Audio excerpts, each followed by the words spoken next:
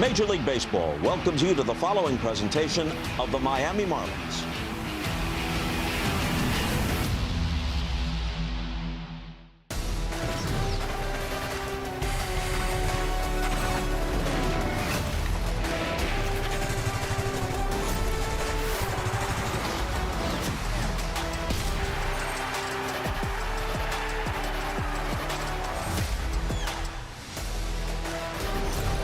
July 4th weekend from West Sacramento, California. We are celebrating the United States' 250th birthday all weekend long. And Sutter Health Park is the site for game one of a three-game series this weekend between the Marlins and the Athletics on Marlins.tv. Brought to you by Warner, Hoffman, Gregg, and Garcia. It is Cowboy Night here in Sacramento. Hey everybody, great to be back with you alongside my partner Gabby Sanchez. I'm Kyle Seeloff, and the show goes on the road. The next and final stop on this road trip is here in West Sacramento. And Gabby, I think so far so good, 4-3 out of the gates here. Yeah, it's been great too, talking with the boys, now being in Sacramento. They're looking to get back into that win column. Well, let's talk about the Athletics. This is our first, and it'll be the only stop here at Sutter Health Park. But walk us through the A's a little bit, Gabby, and what Marlins fans can expect this weekend. Well, it's simple. Offensively, very good team, especially with Nick Kurtz. You just finished seeing him there. The A's offense, they're ranked 6th in on-base percentage. They're 7th in home runs, 8th in batting, OPS, walks. But the biggest problem that they're going to have is that pitching staff. They have the second highest ERA in the majors. How about their 6.13 ERA at home? Yeah, that's highest in MLB. Yeah, and this is an Athletics ball club that is really banged up. So they've lost a lot of offense. They don't have a whole lot of pitching. In just a couple of years, they're going to Las Vegas. We'll have more on that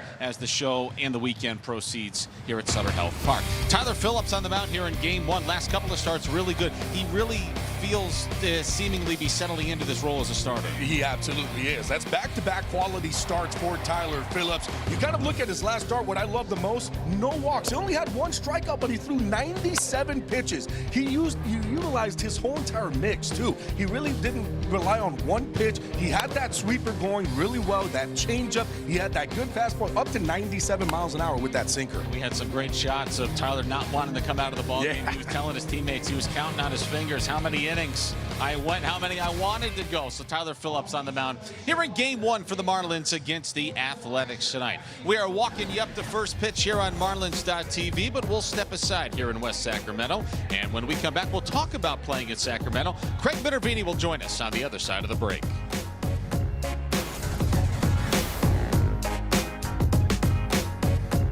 Minions and Monsters only in theaters. Rated PG. Welcome back to Marlins TV. This is Sutter Health Park here in West Sacramento, California. First and only series the Marlins will play here with the A's due to move to Vegas in 2 years. Now this ballpark is a AAA ballpark. It was regarded mostly as a pitching type ballpark in AAA some years back, but obviously the major league level with the ball carrying the way it does, it has not been the case. In fact, look at some of the numbers according to our pals at ballparkpal.com when you compare it to the average major league park. And this is for tonight's game, including the weather tonight. 34% more home runs than an average park, doubles up almost 25%, in fact a quarter more. If you look at the stadium only, about 30% more homers here, but throwing the wind tonight a little bit to left field at 12 miles an hour. You've got low pressure here, second lowest the course, and you also have very warm temperatures, about 90 degrees now. Will cool off by the end of the night. We talked with Blake Lally, the Marlins third base coach, who knows this region very well. He played here and he managed in Reno for years as well. You know, when the game starts, baseball's baseball. They've made definitely made some upgrades around here, which is fun to see. Surface looks great. You know, it's funny in the PCL. I think that this was always kind of known as like the pitcher-friendly ballpark compared to like the other ones in the league. And heard that it's very lively now, and the ball's carrying a lot. So.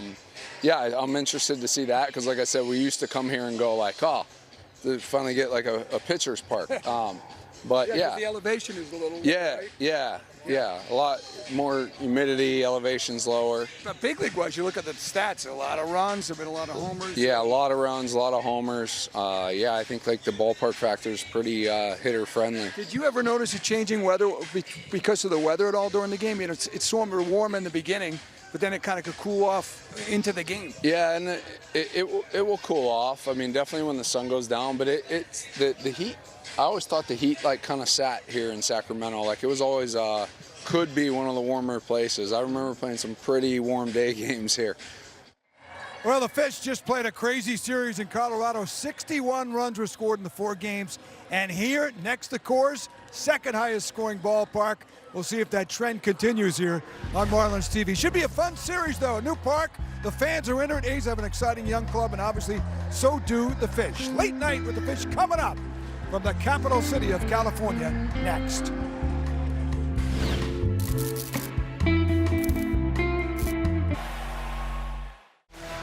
Miami Marlins baseball is proudly presented by Werner Hoffman, Gregg and Garcia, the official law firm of the Miami Marlins. By FPL. And by UHealth, pushing medicine forward. The Miami Marlins tonight continue their 10-game, 10-day road trip across 3 time zones.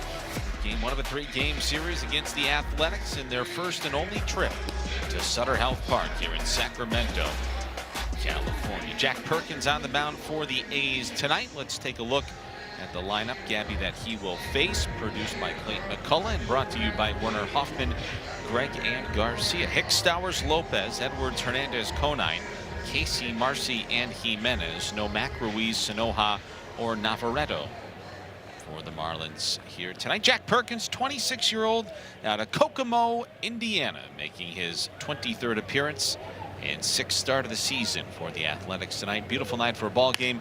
First pitch is lined into right field, and the leadoff man is aboard for Miami to start this one. Better scout him quickly or he might be out of this game. Well, with Jack Perkins, he's a converted starter. Had 17 games out of the bullpen. Actually had 3 saves. He's making his 6th start, and he has reverse splits.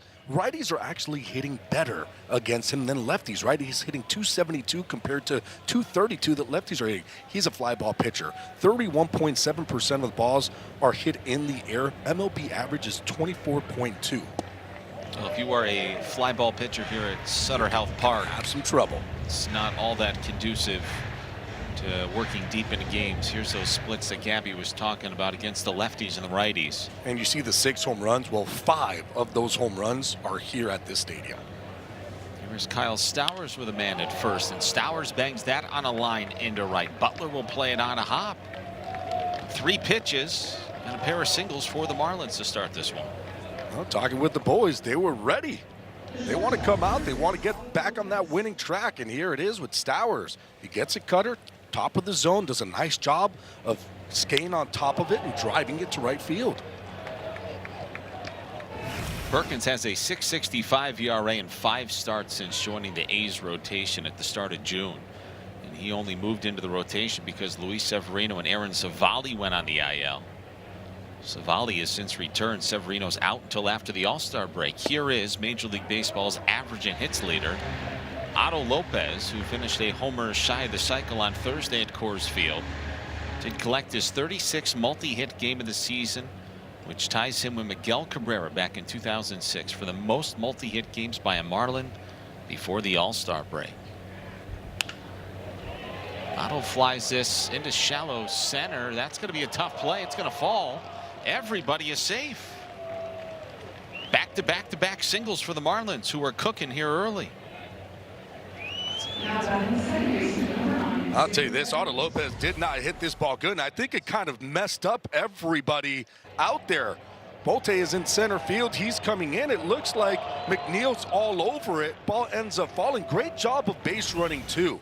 Great job by Stowers making his way over to second base. He was reading that ball. Ball ends up getting down. He's able to be there safe at second. So here's the cleanup man, Xavier Edwards. 6 pitches, 3 singles, and the Marlins are threatening. Edwards batting .301, 6 homers, 32 RBIs, having a great road trip, 10 for 25 at the plate. Perkins fires, and Edwards takes a strike. Home plate umpire tonight, Rob Drake. Austin Jones at third, Junior Valentine at second, Jordan Baker, the crew chief, at first. If you're thinking to yourself, those names sound familiar. Yeah, we just had this crew in St. Louis, although Rob Drake, the home plate umpire tonight, has replaced Stu Sherwater as Edwards lays off a changeup.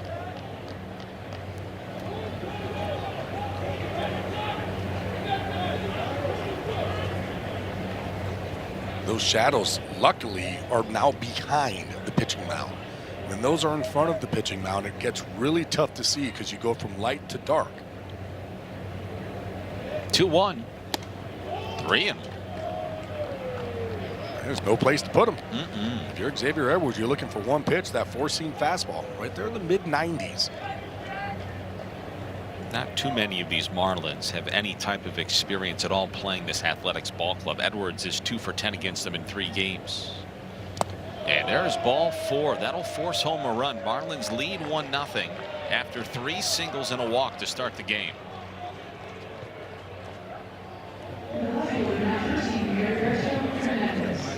Boy, I was half kidding when I told you we better scout them quickly after the Hicks single. We better quickly take a look at the arsenal. StatCast is brought to you by Google Cloud. It's a four-seam fastball, sweeper, changeup. Those are the 3 main pitches that he likes to throw. He will utilize that cutter, the slider, and the sinker. But if you're a hitter, there's 3 pitches that you're looking for. That good four-seam fastball, guys really haven't hit it all that well, only hitting .234 against it. It's usually those bottom 3 that guys have been absolutely crushing. There's Heriberto Hernandez. That one gets away from the catcher Langoliers. It'll go all the way to the backstop. And trotting home from third and scoring is Kyle Stowers, and that makes it 2-0. This is exactly how the Marlins wanted to start this one. Look, you know that A's offense is very good. You got to put runs on the board. I don't know what happened to Langoliers. He just missed that ball. Has to be a pass ball, right? It's got to be a pass ball. I don't know if maybe he didn't see it, but it looks like it was right in his glove, and the ball just kind of popped right out of his glove. An awful start here for the Athletics. A great one for the Marlins. Second and third, nobody out. Hernandez waits on a 1-0. Shoots that foul off to the right. 1 ball and 1 strike to count on Heriberto Hernandez. He's got 2 hits on the road trip, 2 for 17 at the plate, couple of doubles and 3 walks. Hernandez batting .218 across 58 games for the Marlins this season. As the right-hander Perkins is ready with a 1-1. Infield in. It's kind of what we've been seeing, right? All of a sudden, early on in ball games, the Marlins will do it. Other teams are doing it too. Even if it's second and third, they're bringing everybody in.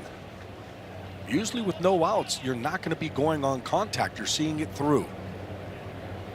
Hernandez 6 for his last 35 at the plate. He flies this in the air, deep right center field. Bolt's going back. Warning track. Whoa, gone. 5-0 Miami in a 3-run bomb for Heriberto Hernandez. And there is still nobody out. The Marlins have already scored 5 runs. Well, Kyle, we talked about it. You're a fly ball pitcher at this ballpark. It's not going to be good, but I don't care what ballpark you're at. You leave a fastball down the middle to Hernandez, and he's going to be ready to absolutely clobber it. What a beautiful start for this Marlins offense. 3 singles, a walk, and a 3-run homer, much to the delight you'd have to imagine of Tyler Phillips. Here is Griffin Konine.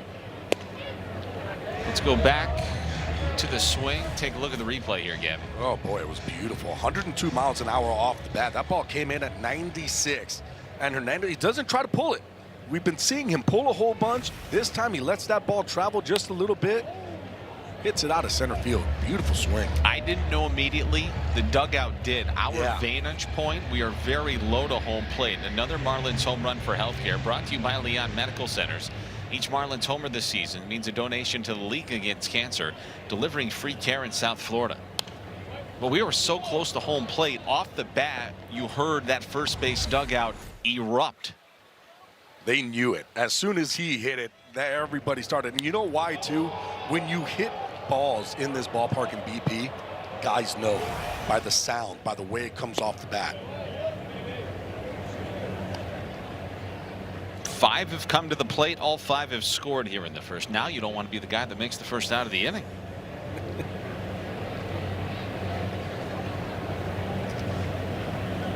Swing and a miss. Conine is down on strikes. Good changeup from Perkins, one away.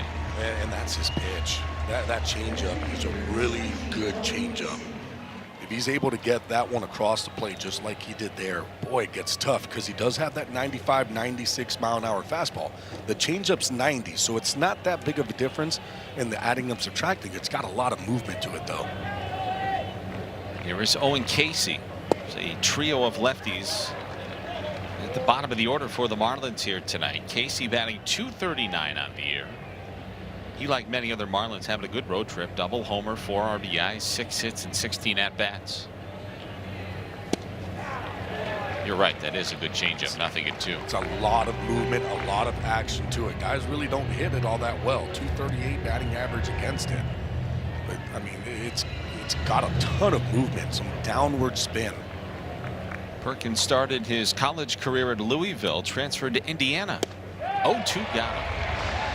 Back-to-back strikeouts on changeups for Perkins. And let's take a look at the defense. Presented by Doral Kia. From left to right, you have Thomas in left, Volte in center. Butler is in right. Karuda Grauer is in third base. Williams at short. McNeil at second. Kurtz at first. And Langoliers doing the catching. Again, this is a terribly beat-up ball club right now for the A's as Jacob Marcy is batting and he wraps a fastball foul. Marcy 2 for 26 on the trip, batting $187 with 4 homers and 21 RBIs this season. Perkins trying to settle in and settle down. Marcy lays off a high fastball. Perkins was a 5th-round pick in 2022 by the then Oakland Athletics out of Indiana University Bloomington. His Hoosiers are reigning national champions as Marcy lays off a sweeper.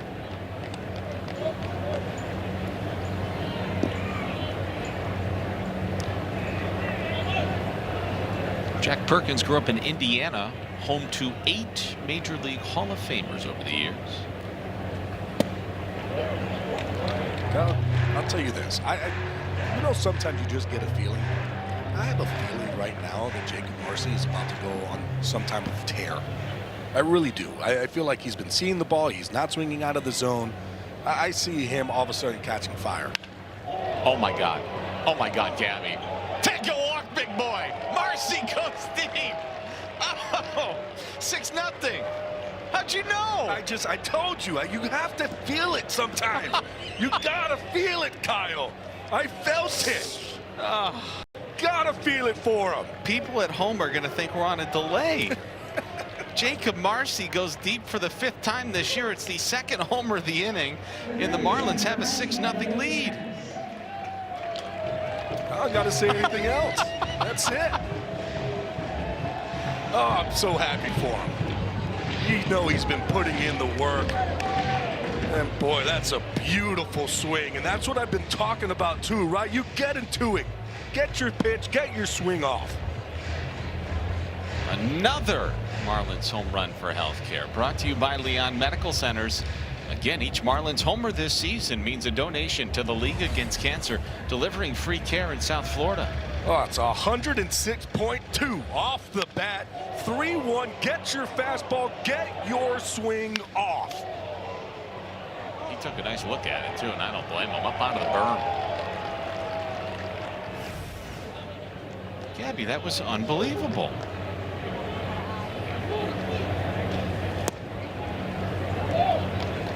Really, if I was you, I'd unplug, I'd clock out, and I'd head back to the hotel. Your job is done for the night, and on your way back, I'd hit up a local casino. What's happening? You're going with me. You're finally going to go out with me, that's for sure. There's no chances there. No chance. Good for Jacob Marcy. Boy, he has just been going through it terribly.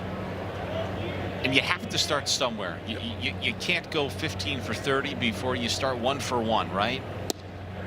Jimenez takes a strike. He has been desperately trying to stack good days, and I will give him a lot of credit because young players that have gone through it in the nature that he has finally reach a breaking point, and he just didn't let himself get there, and he continues to work hard as Jimenez goes around on a check swing. It's 2-2. Well, here it is, Kyle. You look at the at-bats, right? And yeah, they might not be production at-bats, but he's in the zone. He's not swinging out of the zone. And when guys are doing that, at some point, good things are going to happen for him. And there is strike 3, but plenty of damage done. 6 runs score on 5 hits for the Marlins here in the top of the first. First, it was Hernandez with a 3-run homer. And then my friend Gabby Sanchez appropriately calls the homer for Jacob Marcy.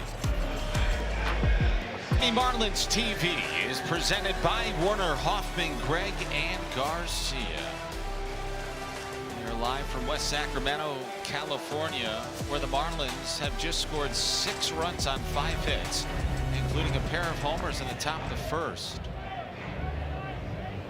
And a big hole to dig out of for the Athletics, and a lovely lead to work with for Tyler Phillips, whose first offering to Nick Kurtz.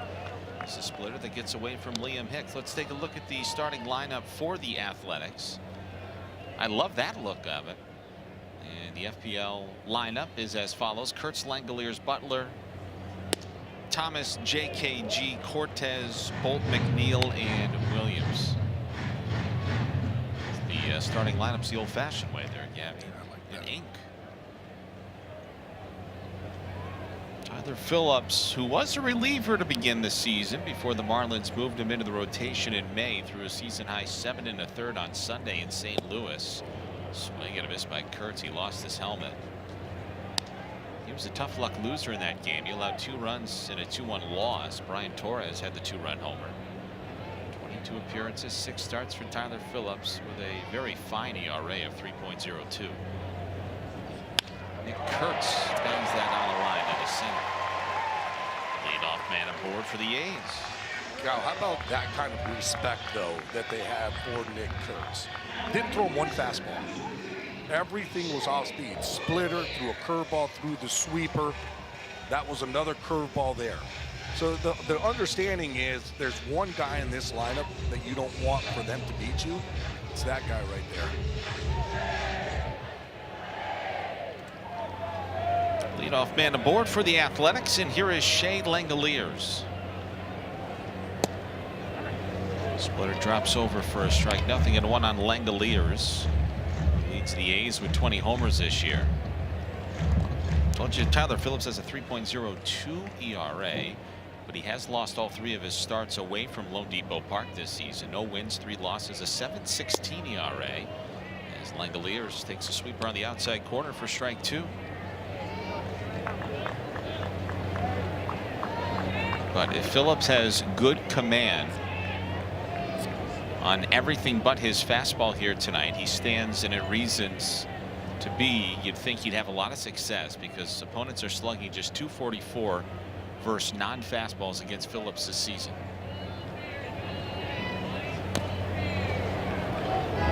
So kind of almost going back to his last start where he utilized the sweeper as the most utilized pitch in his arsenal. Threw the sweeper 27 times in his last start, and it seems like he's going to probably surpass that one here tonight. Langoliers, one of 3 A's that's ever faced Phillips before. He's 1 for 4 with a double against somebody. Strikes out here on a good splitter. First strikeout of the ball game for Phillips, his 51st of the year. Let's take a look at the defense behind Tyler Phillips.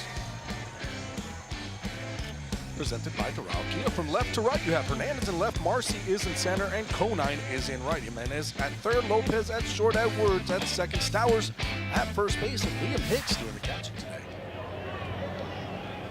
There's Lawrence Butler. He shoots one the opposite way into left for a base now. To aboard with 1 out here in the last of the first. Marlins leading 6-0.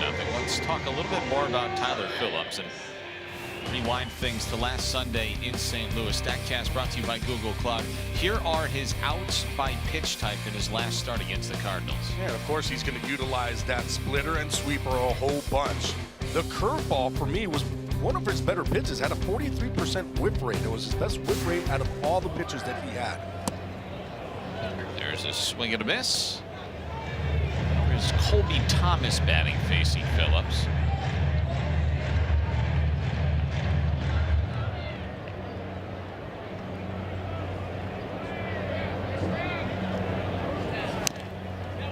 Nothing at 2 on Colby Thomas, young man out of Valdosta, Georgia. He was drafted by the Athletics in the 3rd round back in 2022. Playing in his 41st game this year.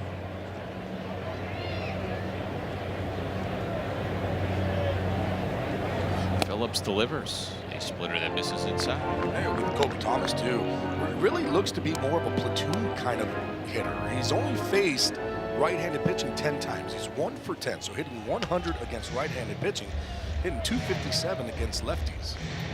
This is a guy renowned across the Athletics organization for possessing arguably the quickest bat and the most explosive raw power. He's got that wide open stance, and he flies this in the air to right center. Marcy drifting back to his left, and just shy of the warning track, he makes the catch. Kurtz will tag from second and go to third, but Phillips has his second out here of the inning. Boy, you saw the quick bat there by Thomas.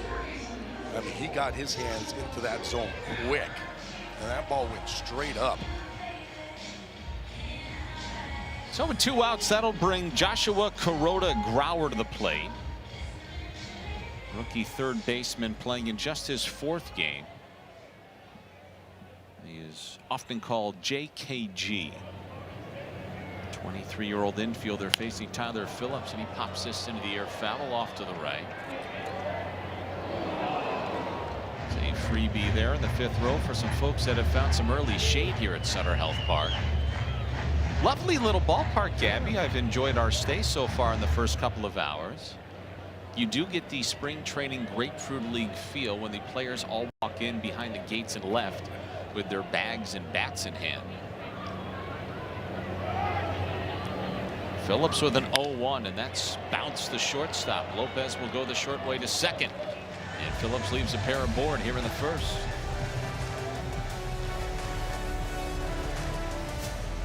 Second inning here in West Sacramento. The Marlins leading game 1 of this 3-game July 4th weekend series 6-0. They since 9 to the plate, scored 6 runs on 5 hits in the top of the 1st. This little berm, there's that kind of spring training feel, Gabby, we were talking about. This is the AAA home of the San Francisco Giants ball club. As Liam Hicks is going to bat for the 2nd time in as many innings here to start the 2nd. He bounced the first pitch that he saw into right field to lead off the top of the 1st. Liam lays off a changeup. They do appeal. They say he did not go.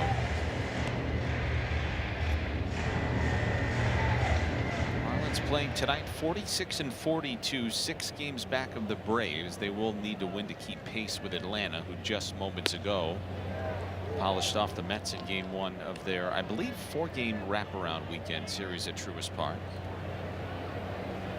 Liam Hicks now is hitting 14 straight. That is the longest active hitting streak in Major League Baseball.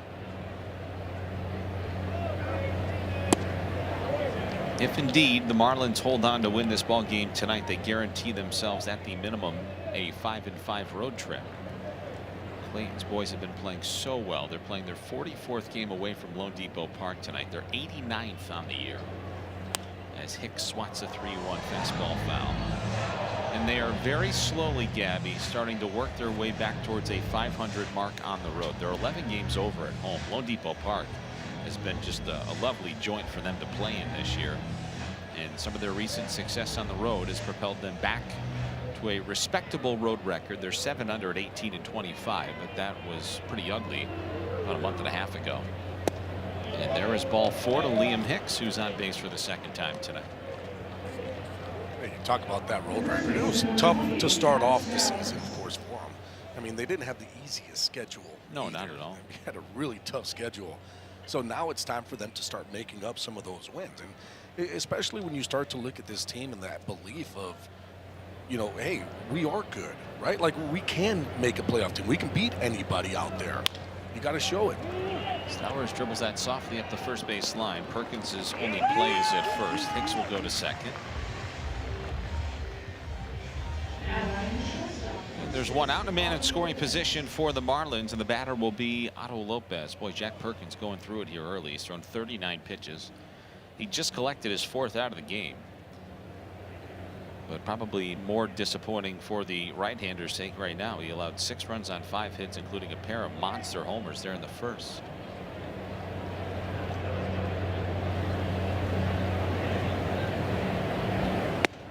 Lopez takes a high cutter for a strike.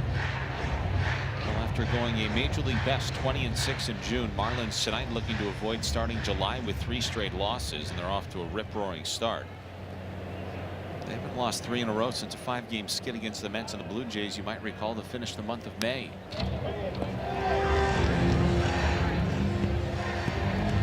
And the least surprising news of tonight's ball game so far is that Otto Lopez has a hit.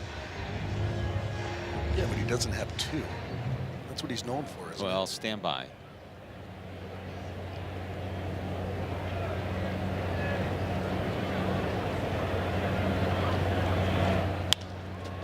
Stand by. Stand by. Long. He's got 2. The 35th multi-hit game for Otto Lopez this season means that he now has more multi-hit games than anybody in franchise history before the All-Star break. Well, the ultimate goal of a Major League Baseball fan, of course, would be sing them all. The MLB Journey to 30 sweepstakes presented by T-Mobile is the ultimate bucket list item. Enter now for your chance to win trips to all 30 ballparks. MLB.com/journey to 30 sweeps. How about that little feather in the cap for Otto as Edwards takes ball 1? I mean, whenever you can break any type of record, especially with one that was Miguel Cabrera, probably one of the best hitters ever in franchise history, it shows how good you are doing this season. Kind of think of the Hanleys and the Cabreras and maybe like a Juan Pierre, guys like that, or like a D. Strange Gordon when he won the batting title in the last 10 years. No, nobody has more multi-hit games now than Otto Lopez. Luis Ariz won the batting title too. Right, it's a good one too. Before the All-Star break in franchise history. Congratulations to Otto. Speaking of the All-Star break, I hope Otto doesn't have one. He needs to go to Philadelphia as Edwards takes a bending sweeper in there for strike 1. Yeah, he needs to be in Philadelphia playing alongside all the other boys, and he needs to be playing, right? It's not just get yourself one at bat and there it is. No, he should be out there. Infield is back. The 1-1 is outside. There's ball 2.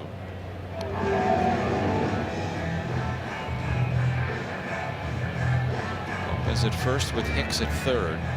Playing regular double play depth. And he got the right guy at the plate right here. Edwards hitting 400 on the road trip. Athletics kind of waving the white flag here early. Swing and a miss. More so in the sense that they just want to limit the damage. If the infield was in, it sneaks by. It's 7-0, and the inning continues. They're willing to try to get a double play. They're just hoping that Edwards, if he does put it in play, that he puts it in play hard enough. He's going to have to hit it hard. Yeah, because they do have corners, and middle is the one that's playing back.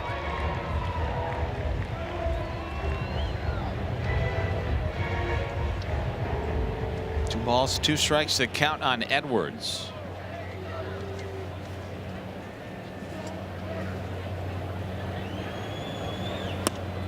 And there is ball 3. We showed you that shot moments ago of Mark Kotsay, the A's manager. He's in his 5th season at the helm of this Athletics franchise. His first 3 were in Oakland, last 2 here in Sacramento. Runner takes off. Edwards slaps one foul. The Athletics will play here in Sacramento next year before their big move to Las Vegas in 2028.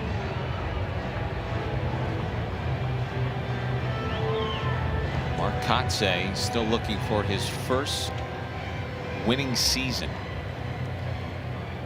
as a manager.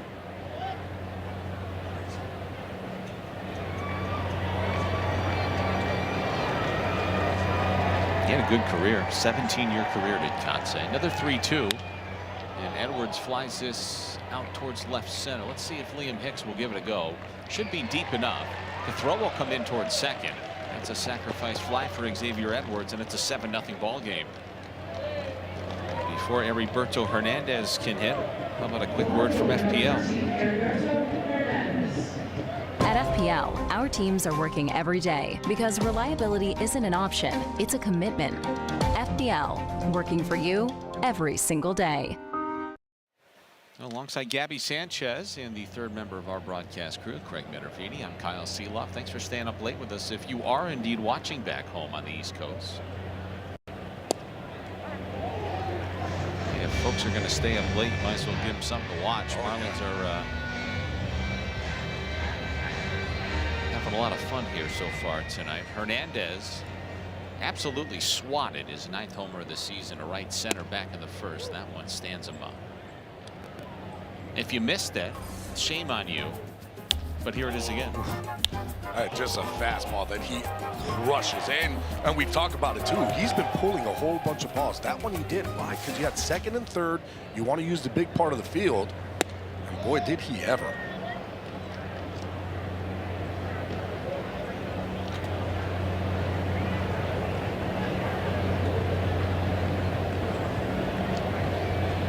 Perkins pitching and starting for a depleted rotation right now for the A's. There goes Lopez. The pitch is a ball. The throw down to second, not nearly in time. And Otto Lopez has his 17th stolen base of the year. Langoliers is going to challenge this last pitch. It was ruled a ball. ABS powered by T-Mobile. See if it's 3-1 or 2-2. And that is a overturn. That is a strike. How about the presence of mind for some of these catchers in the midst of trying to throw a guy out? They know that the pitch that they just received needs to be challenged. That's crazy to me. And you know, we've seen it a whole bunch where it's like just barely off the corner, right? And they just, you know, as a catcher, as you're going through it, hey, that's a strike as you're making that throw. Great jump by Otto Lopez. Yeah, it was. These boys have come to Sacramento. They were just they were sprinting as long as they possibly could earlier today with no oxygen required. They were just running, just like wild stallions. They were loving it. Swinging at a bit. Marlins get a run here in the second. We played an inning and a half here in Sacramento, and 7-0 Miami.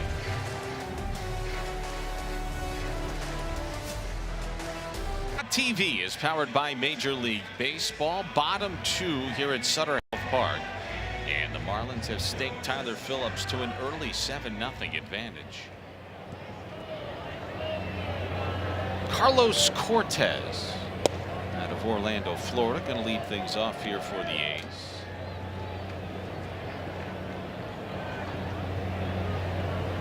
66 games this season for Cortez, batting a respectable .272 as he chops that to the right side. Stowers slipped a little bit, still gets it to Phillips in town this one away. And as we go downstairs and say hello to the third member of our broadcast team tonight, Craig Minervini. All right, Kyle, thank you very much. The A's have a rich history. They've been in 4 different cities. Starting off in Philadelphia, where Connie Mack and Ty Cobb were among the stars. In Philly up to 1954 from 1901. Then out to the Midwest, Kansas City, Catfish Hunter and Reggie Jackson started their careers there. Moved with the ball club and Charlie Finley to Oakland, where the Swingin' A's were the team to beat. As I was growing up in the early 70s, 72, 3 and 4, they were the world champions 3 years in a row. Vita Blue, they had a great, colorful team. Sal Bando. Then they, of course, are here in Sacramento for a couple of years. A holding spot for them as their ballpark is being built on the Strip in Las Vegas and should be ready in 2028. But they do have a young team. It could be an exciting team as well. The question is, guys, are they going to be called the Athletics in Las Vegas? Because right now there's a trademark issue. They're trying to get Athletics trademarked, but they're saying it's too general. We'll see. It's been around for 1901. That Give me a break. Interesting. I would let it slide. Just call them the Las Vegas Athletics. Construction on that ballpark began last April. If I understand correctly, the roof is starting to go up. That's hit on a soft line out to short. Otto's got it, and Bolte's retired. That's 4 in a row retired by Phillips. We were told, what, 50% complete at this point is what they had told us? It's about right.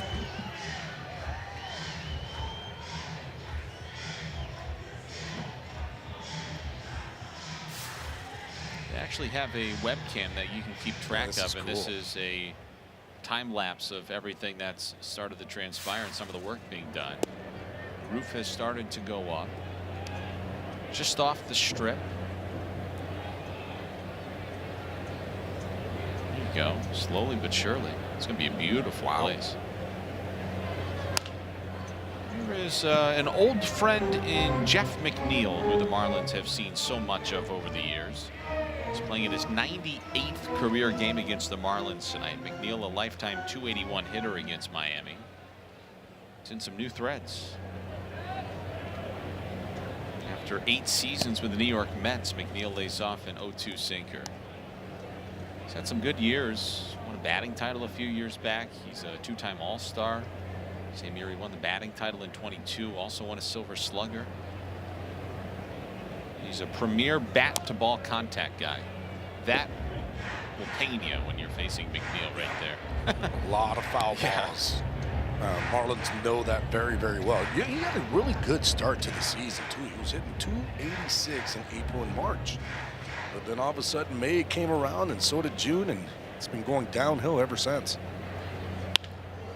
Neal flies this to center. Hit it pretty good, but Marcy's going back on it.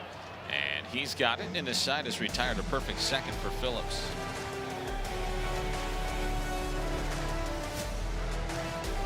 Welcome back to Sutter Health Park here in Sacramento. We go to the top of the 3rd inning. Scoreboard brought to you by Werner, Hoffman, Gregg, and Garcia. Marlins with a 7-0 lead on the strength of 6 hits through 2 offensive innings. It'll be Conine, Casey, and Marcy. A trio of lefties facing Perkins here in the 3rd. Big old swing by Conine. Got a piece of that fastball. Nothing in the one on Griff.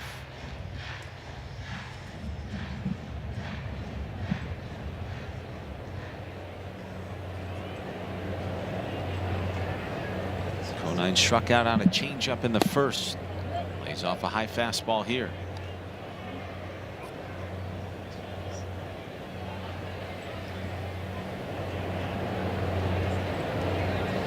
Looks like Perkins is sweating right through that jersey of his here. It's toasty out. It is. We were down there on the field for, what, 5 minutes and said, yeah, let's go back upstairs. That'll do it for us. That was more than enough.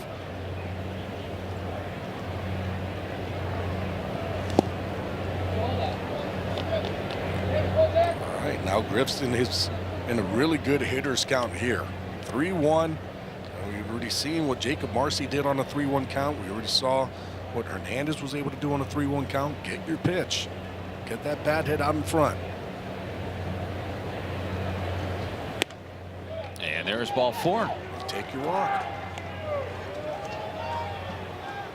No, don't miss a moment this season with Marlins.tv, presented by Werner, Hoffman, Gregg, and Garcia. Stream the entire season within Marlins territory. Watch games at home or on the go and stay connected all year long, subject to national exclusivities. Visit Marlins.tv for details and start streaming today.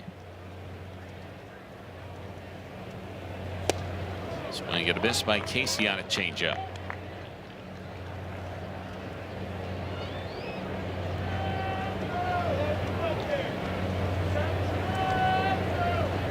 Casey also struck out in the 1st.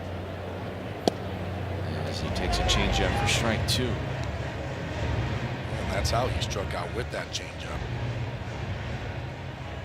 Really good pitch. You can throw it to righties and lefties. Really good action to it. So you got to see him up in the zone.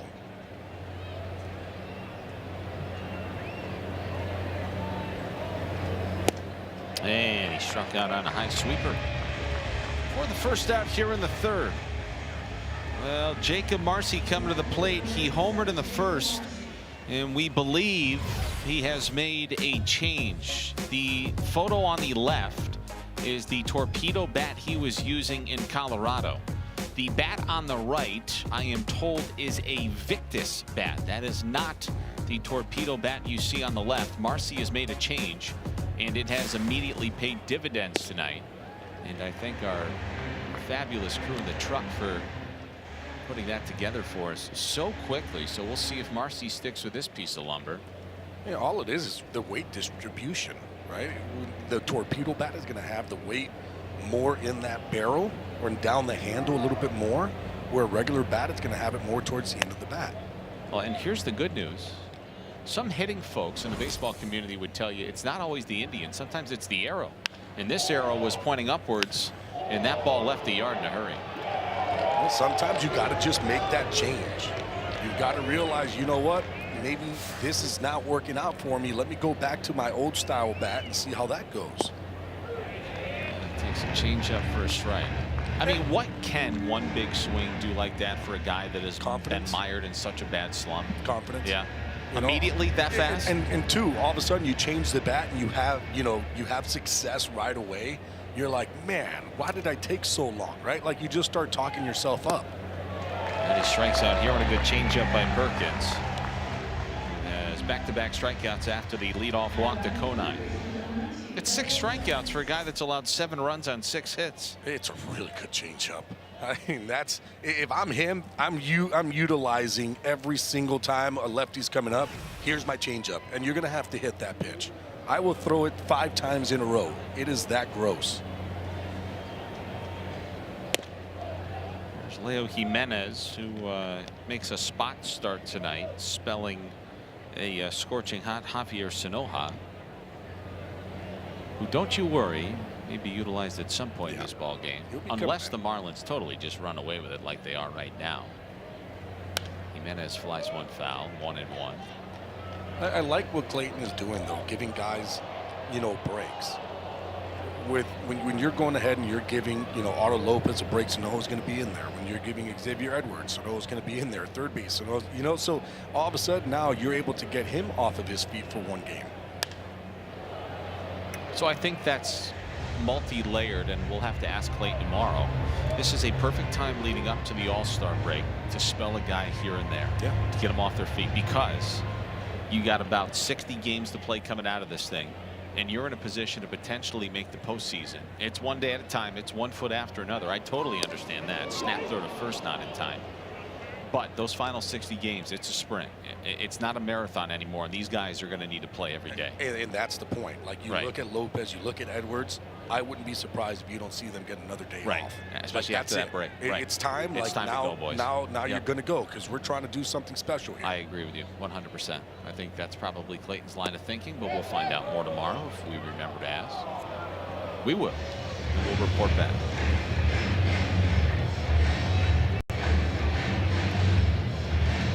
Let's take a look at the up-to-date standings for you after this next offering from Perkins. And maybe we'll have to do it after we come back from this break. Marlins do not score for the first time tonight. That's okay. Welcome back. Marlins have played in minor league stadiums before this decade. Remember the COVID year 2020? They actually played 2 seasons at Salin Field, the home of the Toronto Blue Jays. It was the first major league game in Buffalo since 1915. Brian Anderson scored the very first run. There was a homer in 2020. Jays won 3 of the 4 over the 2 years. Then last year, don't forget, the Tampa Bay Rays had to play over at George Steinbrenner Field in Tampa, the single-A home. And the Marlins won the middle game of that series 11-10, lost the front and back end of those ball games. So here they're in a AAA stadium too. It is the home of the Sacramento River Cats. That's the Giants AAA team, ironically, the rival. But it used to be the Oakland franchise. In fact, third base coach Blake Lawley played for the AAA team right here at this ballpark. But he was saying how the infield is so much better now. They used to have patches. They used to bring the crew over from Reno to work on the infield. Obviously, it's at major league level right now, guys. Yeah, and I remember reading when the league had made the decision that the Athletics can move over this way. 7-0 Marlins, bottom of 3. There's a certain standard you have to meet for a playing surface for major league players. There's a swing and a miss by Alika Williams. 9-1-2 due up for the Athletics. It's just so hard not to put the Oakland in front of the Athletics anymore. When you refer to them, they are simply the Athletics. Williams flies this one outside of third. Here comes Leo Jimenez, a long way to go. I think the ball boy might have interfered a touch. He didn't do anything wrong. He got out of the way at the last moment. And that was going to be a tough play anyway for Jimenez. The reason why, too, is I don't even think that Hicks saw the ball when it went up in the air. Jimenez was the only one that was able to try to make a play there. That ball went up. I was looking at Hicks saying, the ball's over here. He was just trying to look to see if he can figure it out. He probably would have had a play, too. He probably would have had a play. And it's probably a good 40, 50 feet for him to run as opposed to the 150 feet that Jimenez had to go. So a 2-2 now to Williams for Phillips. He bangs that out towards the gap in left center. Marcy going over, can't get it, and it gets by him, and it goes all the way to the wall. Williams will stop at second. He'll be content with the leadoff double. I think Marcy was in between on diving and trying to hold him to a single, and at the last moment, it all kind of sped up, and it got a little too late on him. You know what, Kyle? I feel like that was going to be a double regardless. I know that he was trying to get out there, and this splitter was just a little up, caught too much of the plate. So he was going out, he was going to try to cut it off, but even in trying to do so, I think it was going to be a double. Yeah, I think you're right. What. So him going back there, the only thing was that all of a sudden once that ball gets behind, is it going to be a triple? Here's a very dangerous Nick Kurtz who swings and misses at a splitter. Well, you can see very early on what Phillips wants to do here with Kurtz. Keep everything out of the zone. Show him that splitter that starts off as a strike and then just dives right out of the strike zone. I remember his first at bat didn't throw him one fastball. Everything was either a breaking ball or that splitter. Kurtz flies one to center and deep. How far is this going to go? Oh my goodness, it just went over the batter's eye. A two-run bomb for Big Amish, or they also call him Nicky Nukes. That's his 20th of the year. 457 feet. He was Nicky Nukes in college. That thing cleared everything. I saw him in Wake Forest do this a whole bunch. This is 113 miles an hour off the bat, and it cleared everything. So where did that ball just go? It could still be going. Look at the ball at the top of your screen just disappear over that batter's eye. Nick Kurtz has gone to territories and places many cannot reach, and that's worth a pair. Again, the pitch that he hit, a slider. Slider over the heart. You haven't thrown him anything else other than off-speed pitches. Honest to God, before the pitch, if we had another opportunity, I was going to tell you there's something about the kid's presence when he steps. It's like, oh boy, oh please don't hit this thing, because if you do, it's going to go a country mile. And it did. And the young man from Lancaster, Pennsylvania, hence the nickname Big Amish, has made this a 7-2 game here in the third. And here is Shea Langoliers. He's got plenty of power of his own, but he strikes out here on a good sweeper.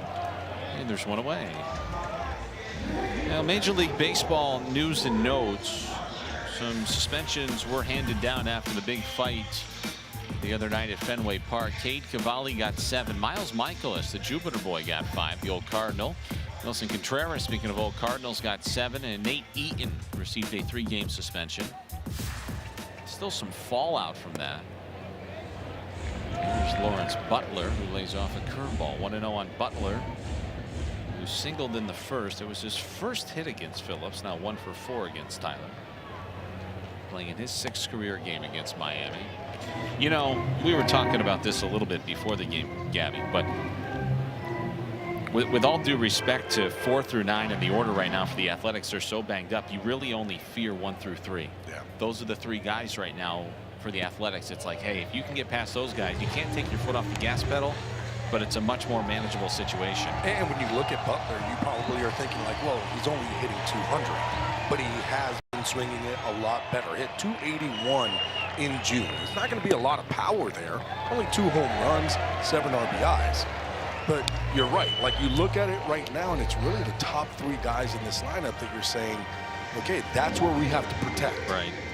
Well, the Athletics got some crushing news the other day as Butler draws a walk that they're going to play the rest of the season without Brent Rooker, who has totally destroyed the Marlins. He's about to undergo season-ending knee surgery And that blow comes as the A's have also lost Zach Geloff, Jacob Wilson, their stud young shortstop, and Tyler Soderstrom to a hip issue. Bouncing ball to shortstop. Lopez the second for one. The turn at first, 2 double play. So the A's get a 2-run homer here in the third. It is 7-2 Miami as we go to the fourth.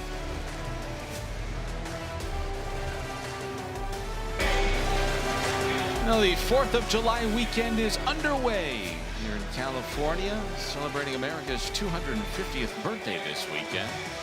Top of the fourth inning score brought to you by FPL. All Marlins here early. Athletics did just get a couple in the bottom of the third. A 2-run homer by Nick Kurtz. Here's your Doral Kia double play. Help Phillips get out of that bottom of the third, Caddy. We saw them taking ground balls earlier today, working on this right here, turning double plays. Otto Lopez to Xavier Edwards to Kyle Stowers, the pitcher's best friend. So for the third time in 4 innings, Liam Hicks is going to lead off. And without knowing anything, if I told you that, you'd probably tell me the Marlins must be doing pretty well as Hicks bounces that foul. And they are. And they are. You got to keep it going, though. You saw how quick the ball can get out of this ballpark.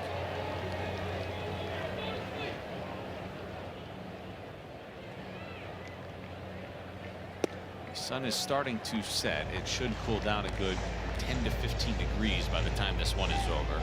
Still a sliver of sunshine out there in right and center field you can see, but in due time, maybe in the next 15 to 20 minutes, that'll be gone as well as Hicks waves and misses at a changeup. This is crazy, Gabby. He has 8 strikeouts, but he's allowed 7 runs on 6 hits. And where is he getting all his swings and misses? We talk about it. It's that changeup. Look at the action on that pitch, where it starts. I mean, that pitch is starting basically at the belt buckle. Yeah. And it is breaking all the way down to the ground. Here's Kyle Stowers, who takes a high sweeper for a strike. Stowers 1 for 2. Singleton scored in the first. Just joining us, Hernandez hit a 3-run homer in the first. Marcia homer in the first. What a wild line. That's just bizarre there for Perkins. I'm sure after the ball game, when his manager talks and he's asked about Jack Perkins' night, he's going to be like, well, not really sure where to start because we almost had to take him out in the first inning. And he's going to be asked about the positives, and you immediately kind of look at all the strikeouts, 8 of them.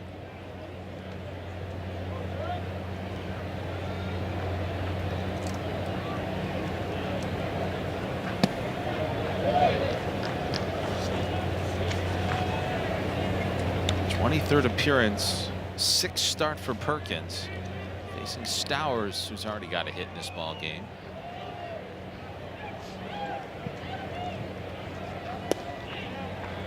That changeup just missed outside. No challenge by Langoliers. If he challenged that, that was going to be close. Really close. Really, really close. I don't think you're getting a card into that one. And Stowers has a couple of hits in this one. It's a hittable sweeper. Here comes Otto Lopez, but before he bats, a brief message from Doral Kia. Take advantage of a pricito now on all of your favorite new Kia models. Like a new Kia K5, Sportage, Sorento, Soul, and more. So Marlins leading 7-2. Kyle Stowers with his 2nd hit of the ball game. And here comes Otto Lopez, who already has 2 hits in this one. 37 multi-hit games now, Frado, and I apologize. I think I said 35 earlier. I'm not sure why I apologize, but 37 multi-hit games now for Otto this season. Just an incredible season so far. That batting average up to 340, an 868 OPS. They're not just all singles. There's some slug. As he hits this in the air down the right field line. Long way to go for Butler. Might be the only guy that has a play. Out of nowhere came Jeff McNeil sliding up against that short sidewall there. That was a little dangerous. Yeah, luckily there's padding all the way through that wall. But he knows where he's at, knows that he has to get down. Last thing that you want to do is run full speed through that little wall.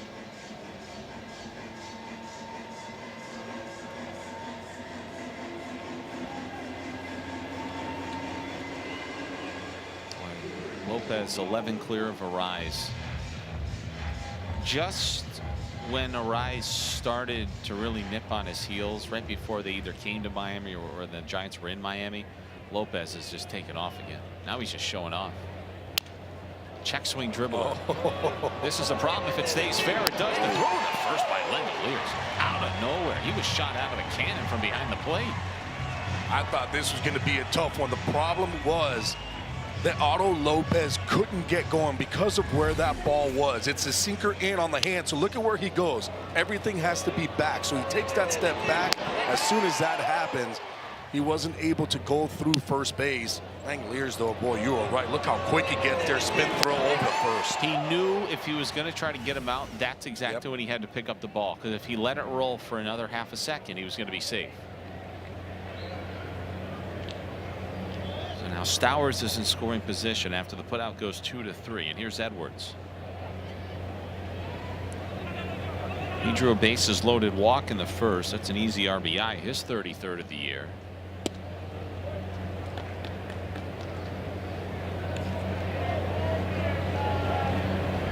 There is activity in the bullpen. Jose Suarez is loosening for the A's.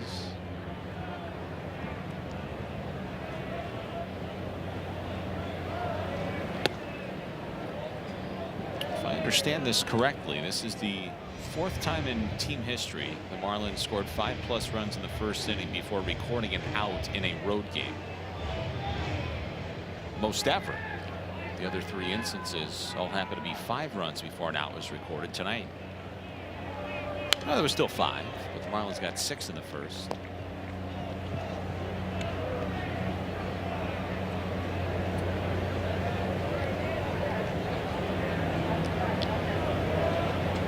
Perkins has tied a career high with 8 strikeouts in this one, looking for his 9th. Xavier Edwards is looking to see if he can keep this party going. Good fastball. Hey, you know why that's a really good fastball too, Kyle? Because if he starts the changeup in that same location, now you get the swing and miss. Which, if I had to guess, is probably where he's going to right now. You just spot up a 95-mile-an-hour fastball, bottom of the zone. Got Heriberto on deck. If he doesn't get Edwards, he might get a shot with Hernandez, but that would probably be it after that with the lefty loosening. 2-2 on Edwards. And the pitch hit foul right back to the screen. Oh, he went high with the fastball. Yeah, how about that? Interesting. Here's what he's thrown today. 36% heaters. Not a whole lot of cutters, sinkers, or sliders. Just a lot of changeups and sweepers. Yeah, I told you in the beginning of this ball game, those are the 3 main pitches that he will utilize. Check swing. Did he go? No. Count full. Great take there by Xavier Edwards. I feel like he knew, especially after getting that high fastball, changing eye level, probably going to go back down with that changeup. He's able to not break those hands. Yeah, there's ball 4. Another good take.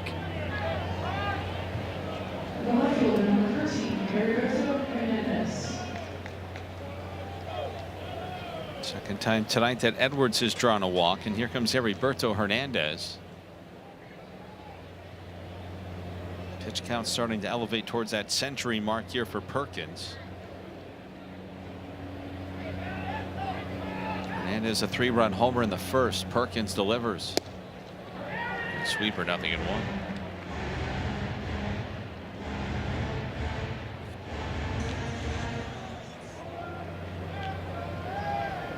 Lovely look at Sutter Health Park from our wire can, zipping up and down that left field line.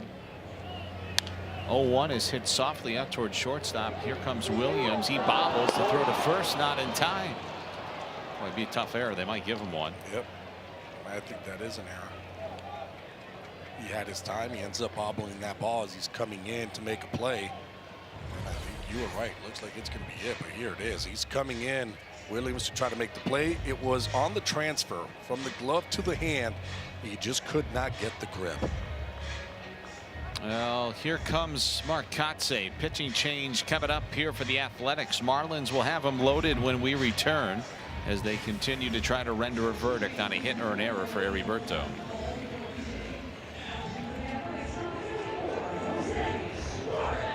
We've got deals on deck at Lone Depot Park when the Marlins take on the Seattle Mariners. July 7th through the 9th. Enjoy 2 for $25 offers. Get 2 tickets and get 2 12-ounce canned beers for just $25. Plus, don't miss fan favorite 4 for $44 deal presented by Pepsi.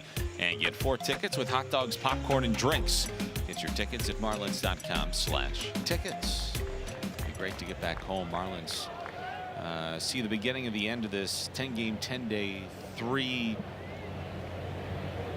time change. Yeah, the time change was crazy. Here. Yeah, we went through each one.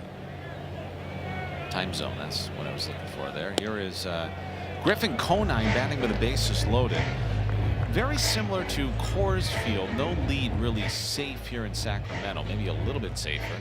Here is Jose Suarez pitching for the 27th time this year. There's an inflated 5.02 ERA. But Kotze wanted the lefty to face Conine, who waits on a 1-0. And Griffin yanks stack towards first, leaping Kurtz. He's got it. Marlins leave him loaded. After 3.5, 7-2 Miami. Here in Sacramento, Marlins with a 7-2 lead over the Athletics. Time now for tonight's Youth Player of the Ball game. And this is Alexander, who plays for the Marlins at the Coconut Creek Little League. And Alexander loves playing his video games, and he probably plays with his favorite Marlin, Sandy Alcantara, who will take the ball on the 4th of July opposite of Aaron Savali tomorrow. 9:40 first pitch, airtime 9:30, a July 4th special. About Javi, he's got the Gatorade cup on his right forearm. Nice wristband. Yeah, it's a new one. That's a nice look. A slap foul by Joshua Kuroda Grauer.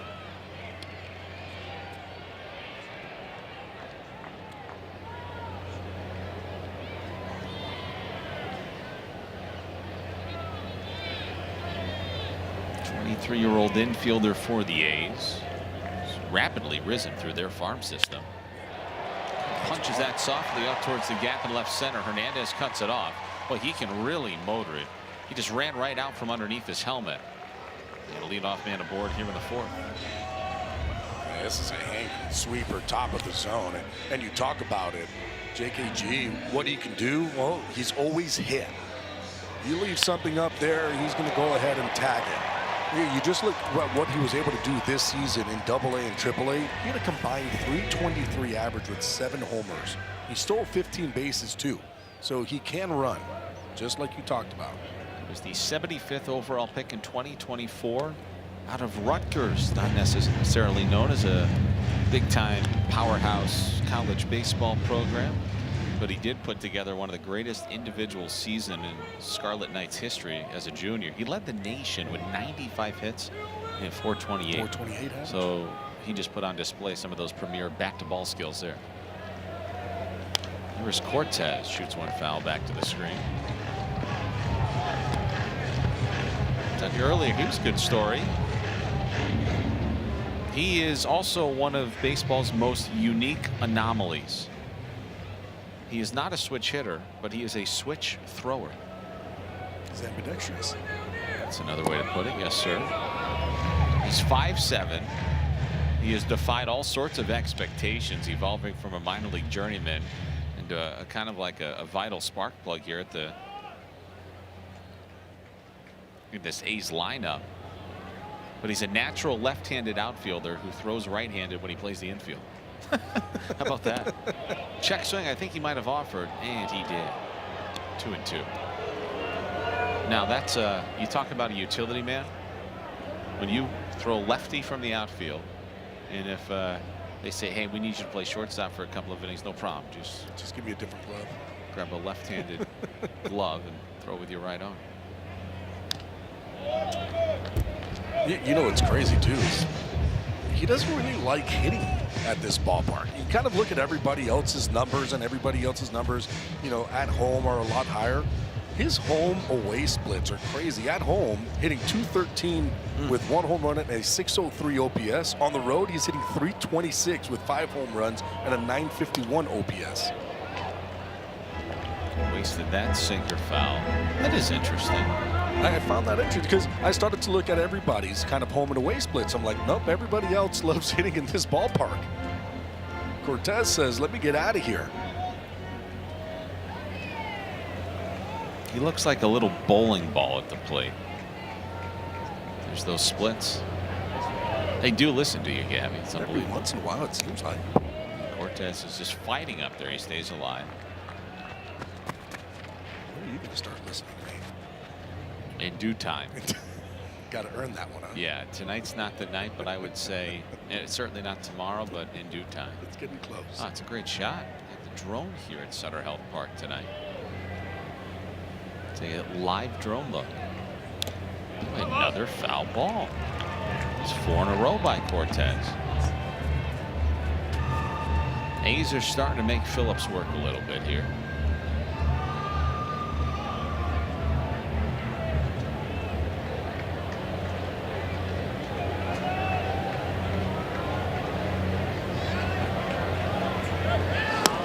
Phillips needed a little breather, so he decided to check in on JKG at first.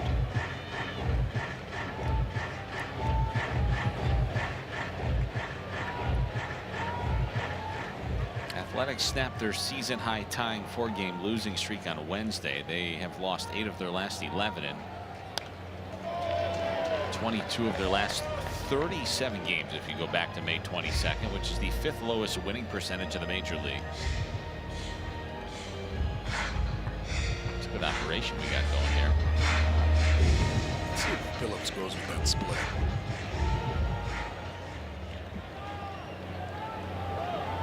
Let's see. Yes. No, that was the curveball. 3-2.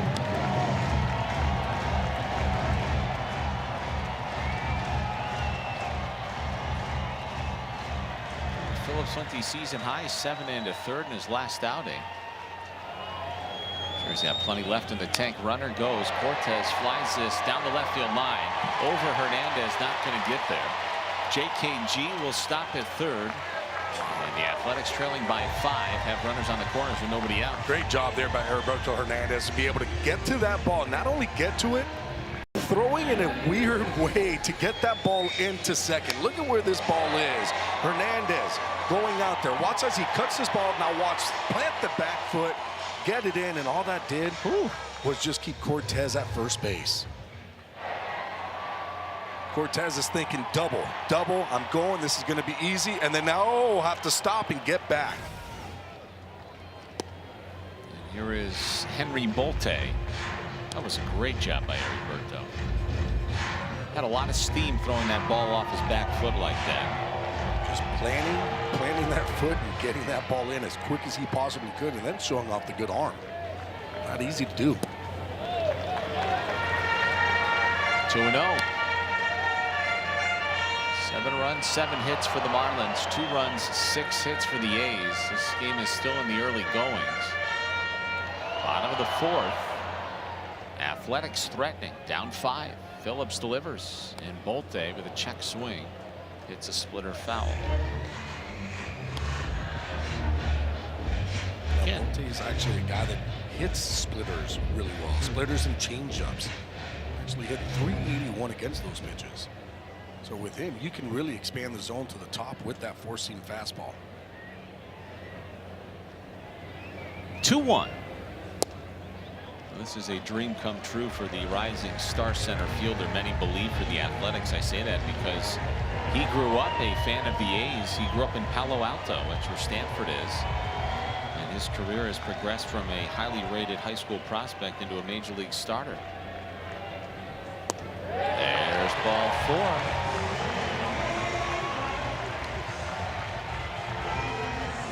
Bases loaded, nobody out. Might necessitate a visit here from Daniel Moscas, and it will. Just try to get him right back on track. Good time to have a chat. Yeah. After a couple hits and then that walk there, go out, get yourself a talk. You have Jeff McNeil coming up.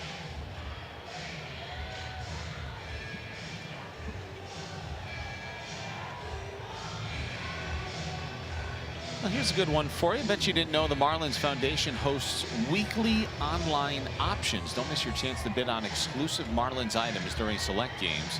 You can get signed memorabilia, unique experiences, and a whole lot more while helping support the Miami Marlins Foundation. You can learn more at marlins.com/auction. Some Marlins fans in attendance here tonight. They have been well traveled since our journey began in St. Louis last Friday.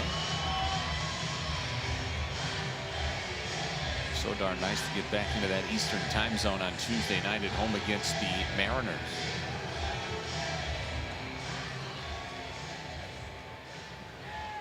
Should say the tied for first place Seattle Mariners with Texas in the American League West. Here's McNeil with the bases loaded. And he flies that one down the line foul. Love that burn. Love the minor league ballparks. That's really cool to see everybody out there hanging out. There's a freebie. Everybody has the towels and blankets. Boy, tomorrow night, if you're looking to get out of Dodge, you better do it as soon as the game ends. This place is going to be bumping, and they're going to have a big fireworks show. McNeil lines that towards the gap in left center field. This is big trouble. That's going to go all the way to the wall, and it's going to clear him. Jeff McNeil with a bases clearing double. There's still nobody out. And now, all of a sudden, the A's find themselves down only a pair of runs. That was a splitter off the plate.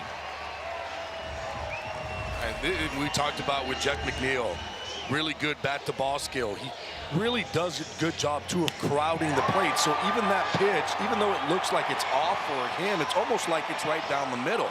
And he's able to just stay on it and drive it the opposite way.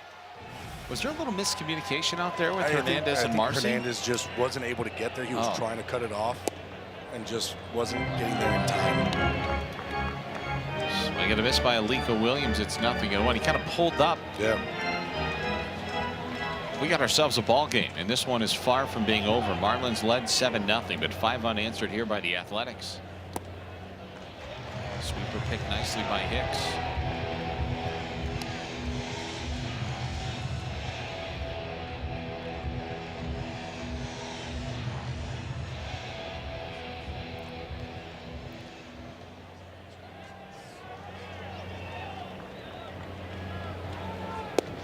And as it starts to cool down here at Sutter Health Park, the wind has started to pick up, and it is blowing out towards center and left center.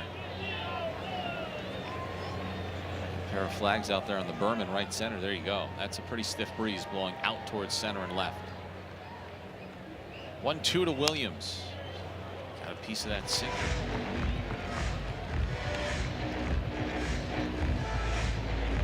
Alika Williams in his 3rd season. His 37th overall pick in the pandemic shortened 2020 draft by the Rays.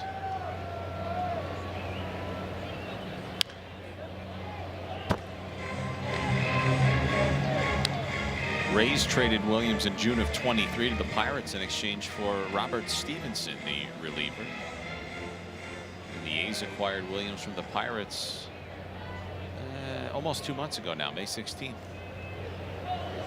It's a straight up swap for minor league right-handed pitcher Kyle Robinson. Splitter in the dirt. A little surprised there's no activity in that Marlins bullpen. They did make a roster move today. And they do have some extra help out there. Oh, Michael Peterson is standing up. He's motionless. He's just taking a gander. Ground ball to short. Lopez gobbles it up. And there's one away. Mentioned there was a roster move earlier today. A very new fan favorite, Will Kempner, has been recalled from AAA Jacksonville. And Ryan Gusto was optioned back to AAA Jacksonville. That on the heels of his start yesterday in Colorado, where he allowed 3 runs on 4 hits and 3 innings of work. Well, shame on me. I guess the Marlins did have somebody loosening. Here comes Clayton McCullough. Tyler Phillips' night is over. Michael Peterson is coming in when we return on Marlins TV.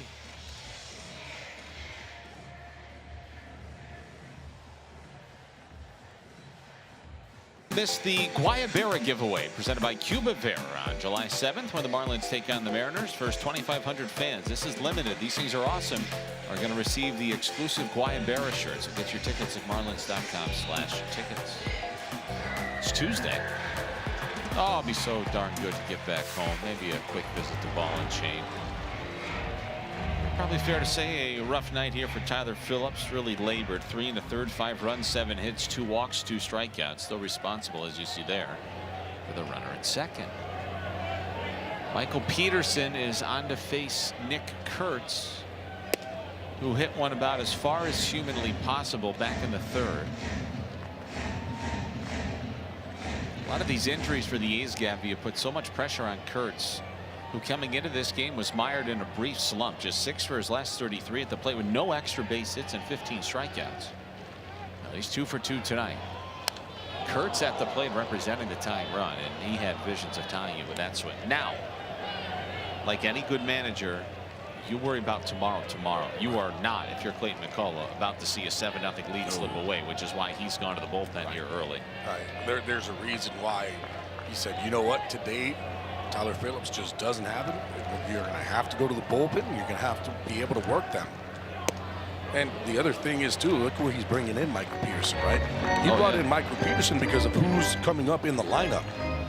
He understands, guy at second base, you're going to have to face Nick Kurtz, Shea Langoliers. Right. Like, those are the 2 big boys, so you're going to bring out one of your better pitchers against them, or if not one of the best in all of baseball.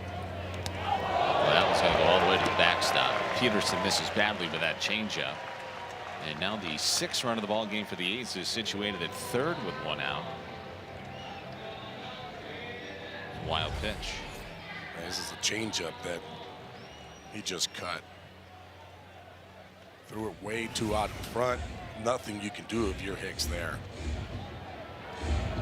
Again, this was a 7-0 lead in favor of the Marlins. If Clayton and his staff need to make a half-dozen roster moves after the game, they will. But you've got to manage this one with some urgency. He is. Infield in. And a 2-2 coming from Peterson to Kurtz. That goes foul. Our Toyota trend tonight, at-bats per RBI. Your Major League season leaders. Hicks situated right there above Nick Kurtz.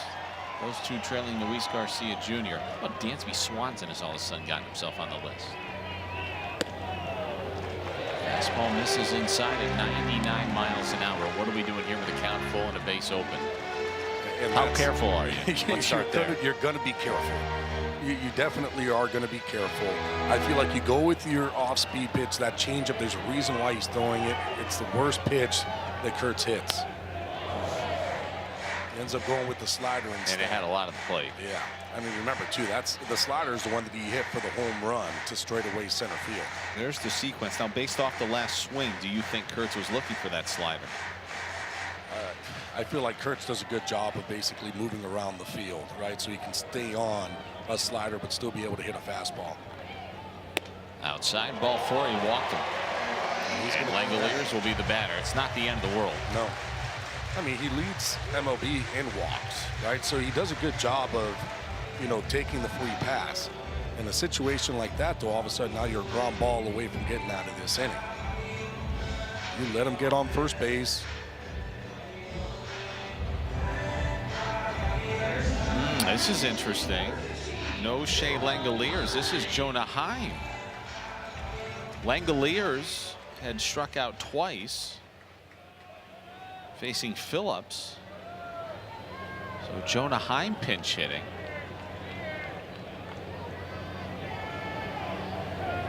So you bring the left-handed bat to the plate.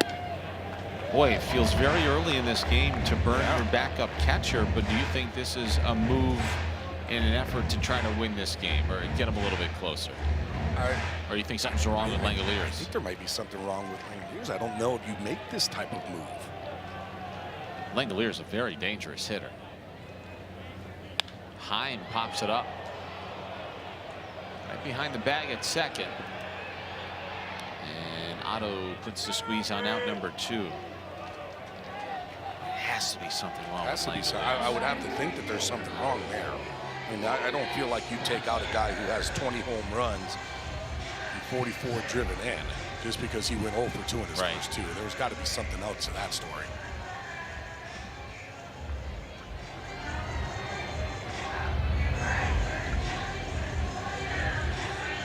Big second out here in the 4th inning for Michael Peterson, who's trying to pick up the pieces and the scraps here for Tyler Phillips, who's still responsible for McNeil at third. Kurtz at first. Here's Lawrence Butler. It's another very dangerous hitter. Again, it's these top 3 you got to worry about. And he pops it up outside of third, but that one's going to reach the seats and go foul.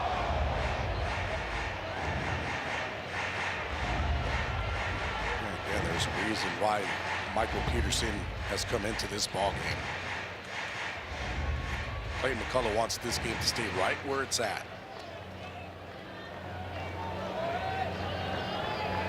Nothing and 1 the count on Lawrence.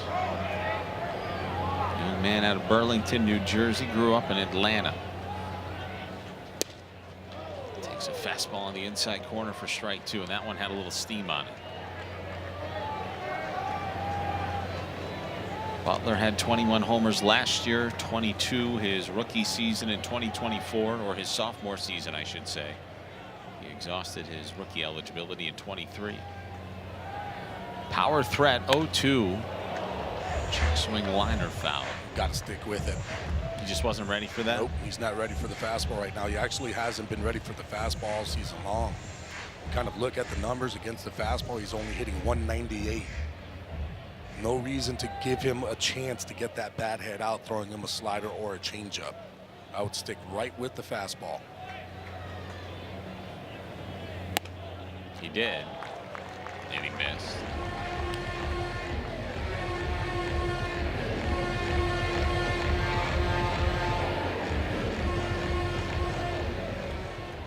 Big relief appearance here for Michael Peterson.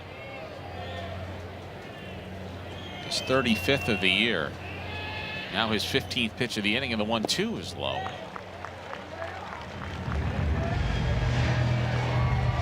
McNeil cleared the bases with a double. That made it 7-5. We have come to a screeching halt in this ball game. A lot of offense, 12 runs, 14 hits. 2-2 on Butler from Peterson. Ball 3.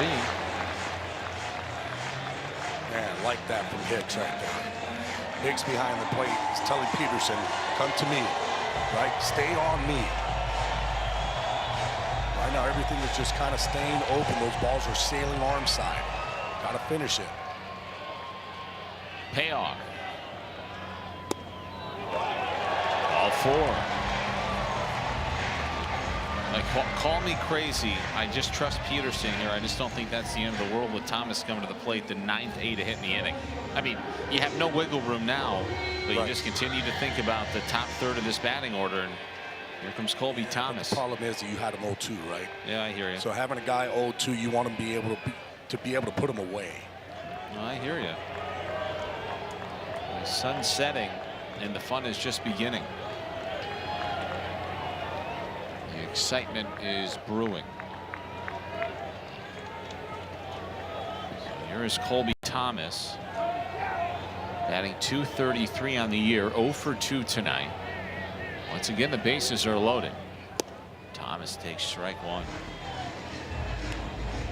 Young man out of Mercer University, a 3rd-round pick by the A's in 2022.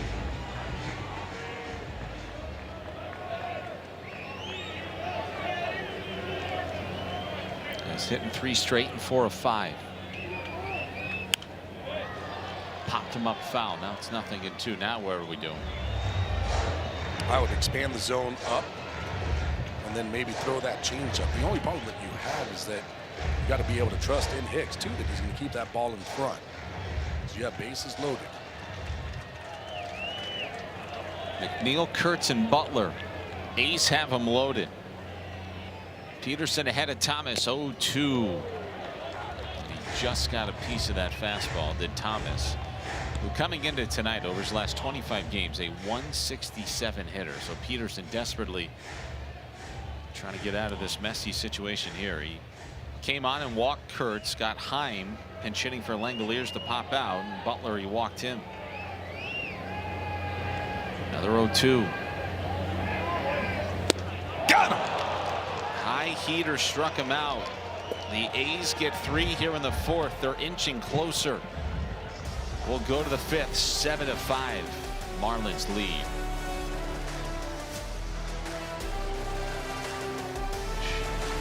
A great job by Michael Peterson to get out of that jam, keep the Marlins up by 2. The England-born Peterson, who moved to California, this state, at the age of 1, has been like a few of the Marlins following the World Cup, and in the case, Casey gets that one out towards the gap. Go ahead. Yeah, there you go. If it was going out, I wanted to give you that call, Kyle. That's but all you, stayed in the yard. But for Peterson, he is a big World Cup fan, 6'7". Didn't play a lot of soccer growing up, but in his locker the other day, he was sporting his Harry Kane jersey. Kane, the star captain of England, who scored both goals in England's 2-1 win in a comeback fashion on Wednesday. England will now play Mexico on Sunday in Mexico City, and he'll be keeping a tab on that probably during this ball game or after the game the Marlins play on Sunday against the A's guys. But he's from Mountain View, California. Big fan of the World Cup. All right, Craig, thank you so much. Many invested in the World Cup these days. And like many Marlins fans, very invested of late in Jacob Marcy's success, hoping he can turn things around, and boy, has he ever tonight. He waits on a 1-0 from Suarez, and he takes inside. Genuinely, Gabby, it was so nice to see the smile on the young man's face after he hits the homer in the 1st inning. I think he has a great support system, because at this level, the pressure mounts, it builds. You know things aren't going well. I just think he's kept a terrific head on his shoulders to fight through this. Now it's 3-0. And again, you got to start somewhere. Just start stacking good days. Clayton has talked about that. And Jacob's not going anywhere. I think that's, you know, we've heard a lot about that. Well, why don't they option him? He brings elite defensive center field play. The Marlins truly believe he's going to get out of this. And they look at the at-bats. Right, that's the big thing. You look at the at-bat. Is a guy lost because he's swinging at everything out of the zone? No, he's not. No. You know, he's still getting his walks. He's still having great at-bats. He's still having long at-bats. Right. So all of those kind of get put together and say, hey, if he continues this, success will come. Yep. Right? You just have to kind of grind through the It's not right easy. And it's hard. But it's hard grinding through those bad at-bats. He's working hard. It's just great to see. 3-1. And he takes a rock slider for a strike. Those are the ones when things aren't going well. It's like, you gotta be kidding me. I'm sitting here on a 3-1 heater ready to smash something, and Suarez just rips off a slider. And a lot of bite to it. So 3-2 on Jacob with nobody on and 1 out. And there's ball 4. Very nice plate appearance for Marcy, who's on base for the 2nd time in this game. Beautiful job. And didn't chase, right? 3-1, usually guys in the situation where they're trying to chase. What does he do? 3-1 slider, and they're swinging and they're going all over, and they end up hitting a little pop-up. He wasn't looking for it. He didn't get his pitch. I'll take it. I don't mind hitting with 2 strikes. So a base runner for the Marlins at first with 1 out, still leading by a pair of runs. Here's Jimenez. And Leo takes a strike from Jose Suarez, who came on in relief of Jack Perkins in the 4th. Jimenez 0 for 2 with a couple of strikeouts. Maybe a change of scenery here with a lefty will help. That foul off of Jonah Heim, and I believe you have an update for us on Shea Langoliers. Yeah, it looks like he has an issue with his hand, where they're just doing it as a precaution.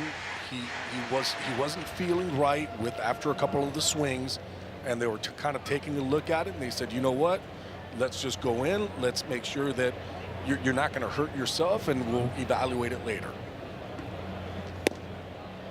Jimenez takes a fastball high for ball 1. Because we were both thinking there's no way he's coming out of this ballgame unless there is something wrong. Right. And indeed there was something wrong. There was something wrong. Now 1-2. Ooh.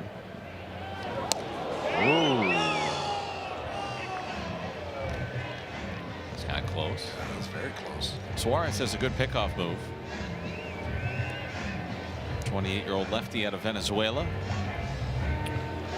We've seen Suarez before. He's pitched with the Braves. He's pitched with the Angels. He's pitched with the Mariners. Off the end of the bat, sinking fast into left, coming on into a dive is Thomas. He's got it. Nice play by Thomas and left. Nice diving grab there. Yeah, you're right, though. Just caught it off the end of the bat. It was a changeup away off the end of the bat. Ball sinking quickly. Thomas does a nice job with the head first slide or head first dive to make the play.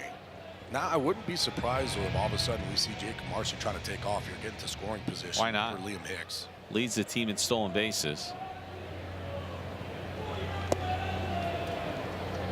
Suarez doesn't do a good job, though, of kind of reading the Yeah. runner. He'll bring that big leg kick, but he never breaks. So he never goes behind that back leg. Everything just stays up and down. So if he wants to go to first, he can. Well, he's a bit of a daredevil at first. Marcy will go. He's been caught a league high 9 times. Not going here. And Liam Hicks takes a sinker outside for ball 2. But especially against the lefty, sometimes you just got to tell yourself, I'm going. Yeah, you got to just go first move. As soon as you see that foot come up, you're taking off. What you're hoping for is that you have seen something. A lot of times, it's even the head movements. If they're looking at home, right, they're going to be coming to you. If they're looking at you, they won't. It's outside for ball 3. Liam Hicks has already walked twice in this game. You just saw it right there. When Suarez was coming up, what was he doing? He was looking at Marcy, right? A lot of tells with lefty pitchers, when they look at you as they're coming up, they're not going over to first base. They're actually going home, and when they're looking at home, that's when they come over, like right there. Yeah. That head movement goes to home as he's lifting, going to first base. He's looking at you as he's lifting, going home. Now it's hard, right? Because you have to be really paying and focused attention to it. But lefties will give you some tells. There's a strike on Hicks. I beg your pardon. Liam singled in the first, scored on the walk in the first, and walked in the second. He's 1 for 2. Make sure you stay tuned until the 7th inning. We'll get there at some point. And the stretch is brought to you by Celsius Energy Drinks. Beautiful sunset here at Sutter Health Park. Things cooling down. And Hicks takes strike 2. And now Marcy will get a head start from first. The only question will be, oh, that's beautiful. Look at those cotton candy pink skies. That's pretty. Now, will the A's ask Nick Kurtz to hold on Marcy? And they will. They will. Yeah, and you're gonna have to really hold if you're Marcy. You're not gonna get a great jump here, because the last thing that you want to do is get picked off. So you're gonna have to wait until you see him going home. Oh. And that was number 2 on the disengagement. Same thing, though. I mean, even though he has 2 disengagements already, you have to hold.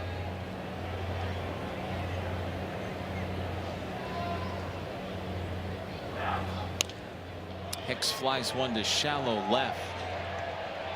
And making the catch is Bolte. The inning is over. We're halfway home here in West Sacramento.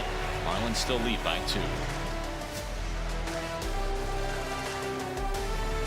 Well, during the half-inning break in true kind of minor league spring training form, Gabby, Tyler Phillips and Michael Peterson, whose days have come to an end, having a conversation and going back to the clubhouse. They're out of here. They are literally leaving the ballpark. There's no coming back. No, there's once not. you go there. That's it. Off they go to the clubhouse for the night. Tyler Zuber will take over, and he's going to pitch for the 3rd time on this road trip. And 3rd time in 3 different cities. We saw him in St. Louis. We saw him in Colorado. And here we see him in Sacramento tonight.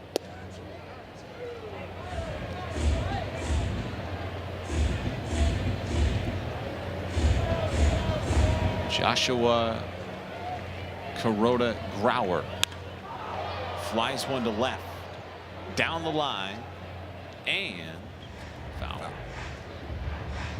Boy, sitting where we do, you lose it in a hurry down that line. Well, I mean, we had no chance. We can't anything down that left field line. It's just kind of just looking to see, okay, are they running or not?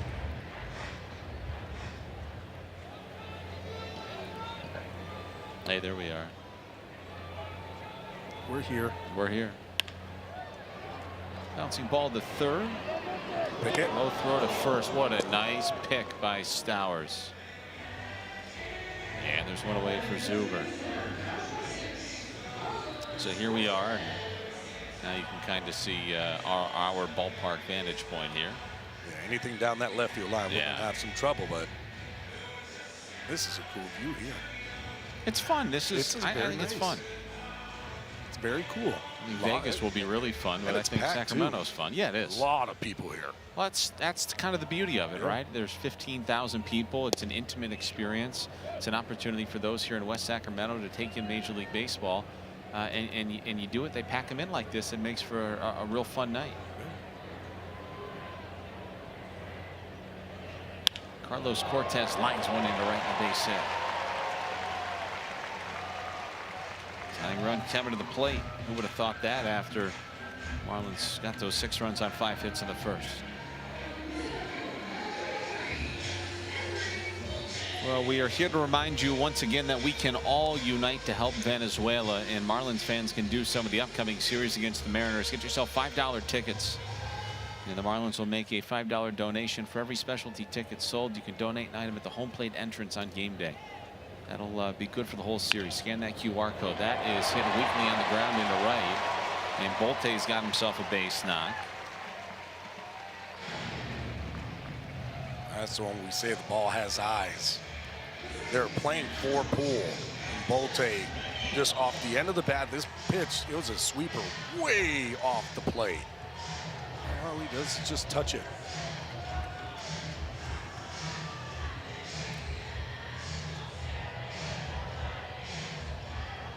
And a tying run at first base for the A's.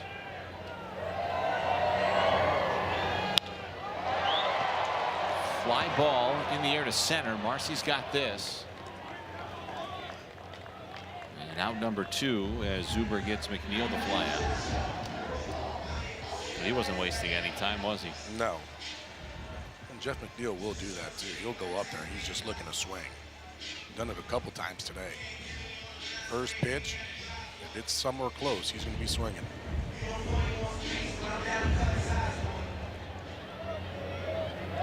So 2 away now, and here is Williams. Something in on him.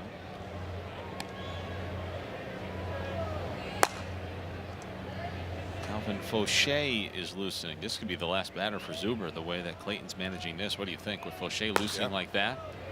Kurtz on deck.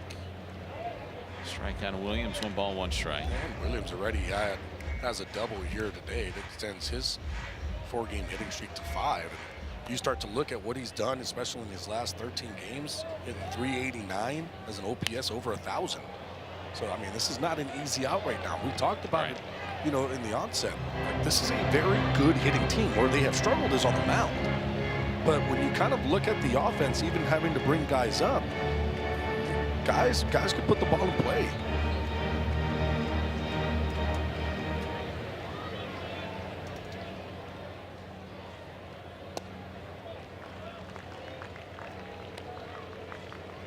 Two and 2 on Zuber.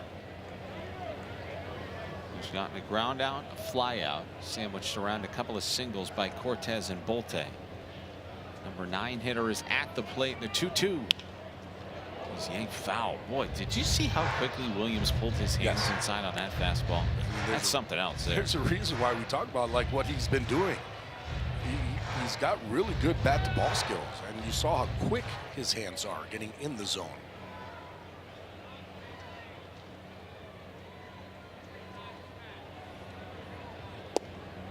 And there is strike 3 called. Williams is down looking on a sweeper, and Zuber leaves a pair of Athletics on base here in the 5th.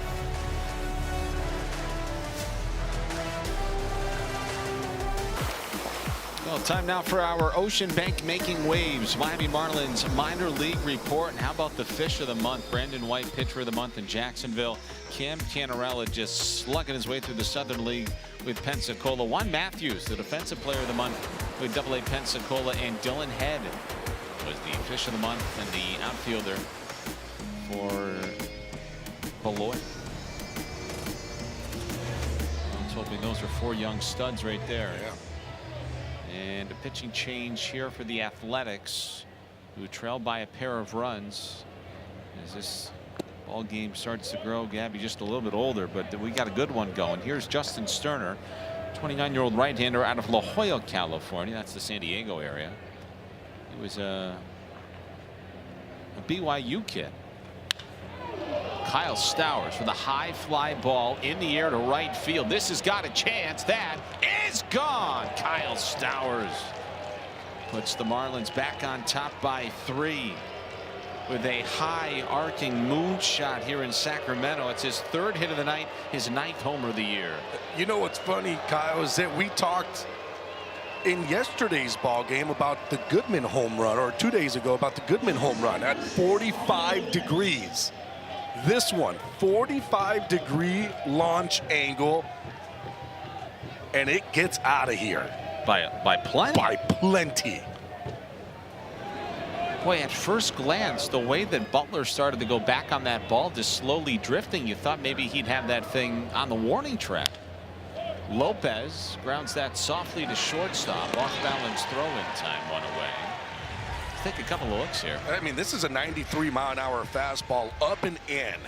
And look where Stowers hits that ball, leans on it. He's got no idea. Watch no, it. he has no idea where it is. He's like, where is that ball? Whoa, it's high. And then he's looking and then goes, huh, it's out of here. Oh, he's running down that first base line like a drunk man. He was all over the place. He was stumbling and staggering. I mean, look where this ball ends up. You don't even see it until right there on the camera. That's a crazy homer. And another Marlins homer for healthcare, the 3rd tonight, brought to you by Leon Medical Centers. Each Marlins homer this season means a donation to the League Against Cancer, delivering free care in South Florida. And now Xavier Edwards flies one to center. Bolte backing up. He's still going back, and he runs it down. But he almost got fooled by that. He didn't see it. He didn't see it. He like, as he's running back, he kind of puts his hands up of, I can't see it. A lot of talk in the outfield to help him out. Watch as he goes back, he ends up making the play. Right before that, he actually, as he's running, he had put his hands up, kind of like, I don't know, but kept running in that location. And if we let that roll a little bit more, you can see him take his 2 fingers and tell his left fielder, Thomas, I couldn't see it. Especially this time of night. In a minor league ballpark, you don't have the advantage of a 3rd deck. So at dusk with these skies, the ball disappears nearly immediately. Couldn't see it. Yeah. Way to talk.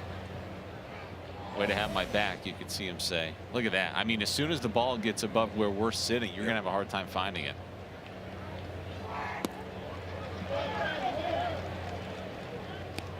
I can't believe how high Stowers hit that ball. 45 degrees. Just nobody had any idea. No. I really do think Butler off the bat was like, I'm just going to find a way to camp underneath this. I'll go to the spot. Hernandez yanks one to the left side. Nice backhand pick by Williams, whose throw to first is in time. A solo shot by Kyle Stowers. It's 8-5.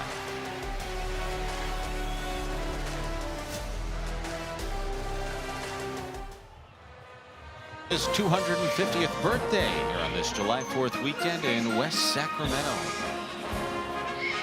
Night starting to fall, really starting to cool down. Nice breeze in California.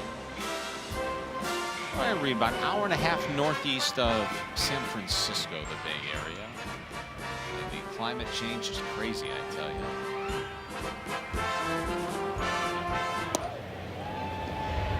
So here is Calvin Fauché. He takes over for Tyler Zuber, who allowed a couple of hits but got a strikeout and navigated the scoreless 5th. And this is a high leverage spot, hence the appearance here for Fauché. 1-2-3 as Kurtz lays off a cutter. He sure was a star at Wake Forest, boy. You covered him, right? I did. I covered him since his freshman year, so freshman, sophomore, and junior year. He can cover the plate. And he could cover the plate in college, too. He's the only guy that I have called games for in college that I said, there's a lot of guys that you would say, look, this guy's going to be a big leaguer, right? You could see it. The tools are there. This guy, I said, is going to be an MVP one day. That's how good he is. Ooh, hit me over curveball.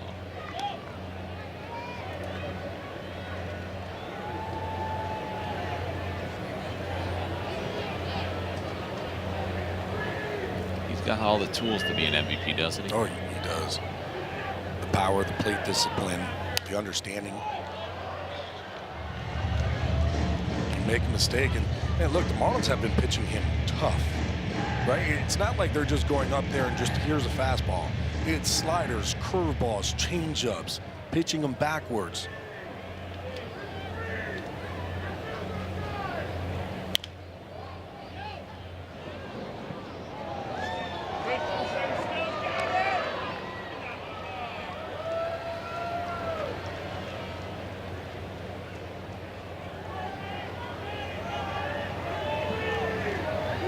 Over the batter's eye in the third. Fauché working himself back into it, and he strikes him out. Ball gets away from Hicks. He'll have to complete the strikeout. It goes 2-3, and a king-size first out for Calvin Fauché here in the sixth. Boy, he was down in the count 3-0, and after the homer by Stowers, a little bit of breathing room. Very easy to say, just be careful here. He came right back after him and got him. That's good stuff. And he just pitched him extremely tough. Utilized the sweeper there to get the swing and miss. Here's Jonah Heim after Langoliers has been pulled from this game due to a hand injury. He suffered on that pass ball when he got crossed up in the first.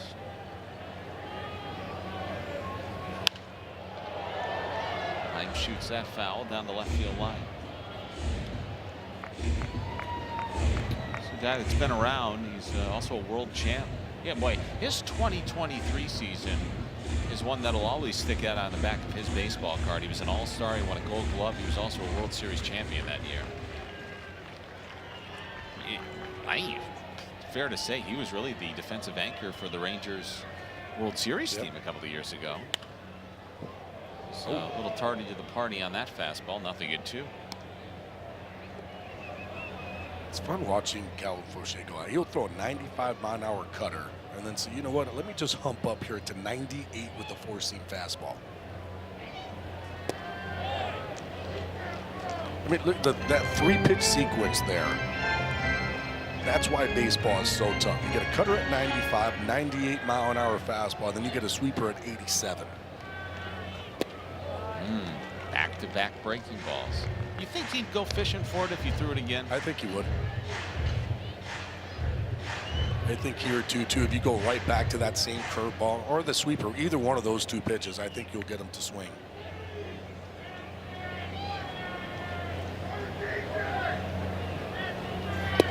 Oh, he threw him a fastball and struck him out. Heim can't believe it.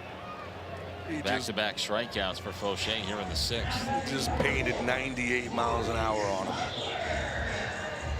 I guess you could do that too when you have 98 in your back pocket. Looked like it had some weird run on it. No, just tailing away from him. A beautiful thrown, executed pitch.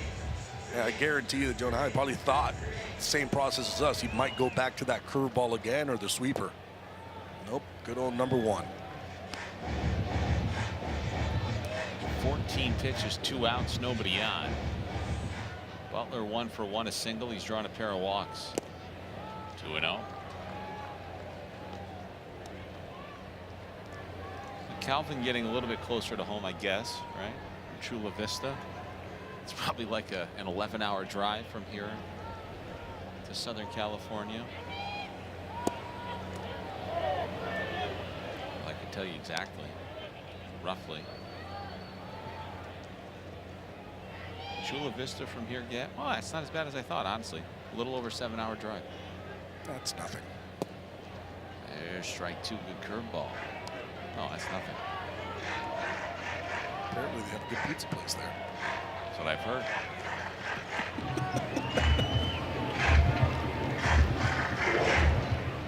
Game 2 tomorrow, 9:30. That is our final game on this road trip on Marlins.tv. 2-2.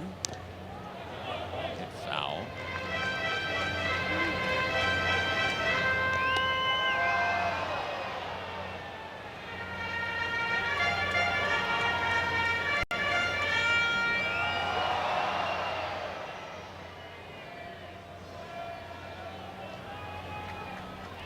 Right-hander loosening for the A's.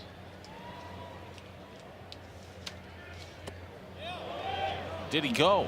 No. It was Mark Leiter Jr. loosening. We've seen him pitch over the years to the Yankees and the Cubs.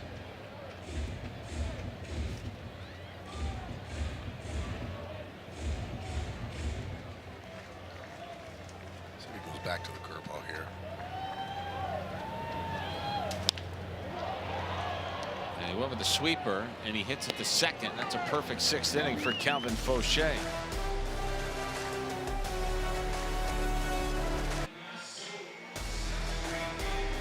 Miami Marlins baseball is proudly presented by Doral Kia, home of the Pricito, and by the Wells Fargo Active Cash Credit Card. Earn unlimited 2% cash rewards on purchases. Terms do apply. Gabby, you're very invested in this drone. I do worry that it'll be your first purchase when you get back home. I have one. You do? Just not as good as flying it like these guys. I crashed mine into a tree. That's good. It didn't last too long. Least surprising news of the day. Here's Mark Leiter Jr. Bit of a surprise to some to see him back. He was reinstated from the 15-day IL this afternoon after missing 14 games with a right hip impingement. And he's ahead of Griffin Conine, no balls and 2 strikes.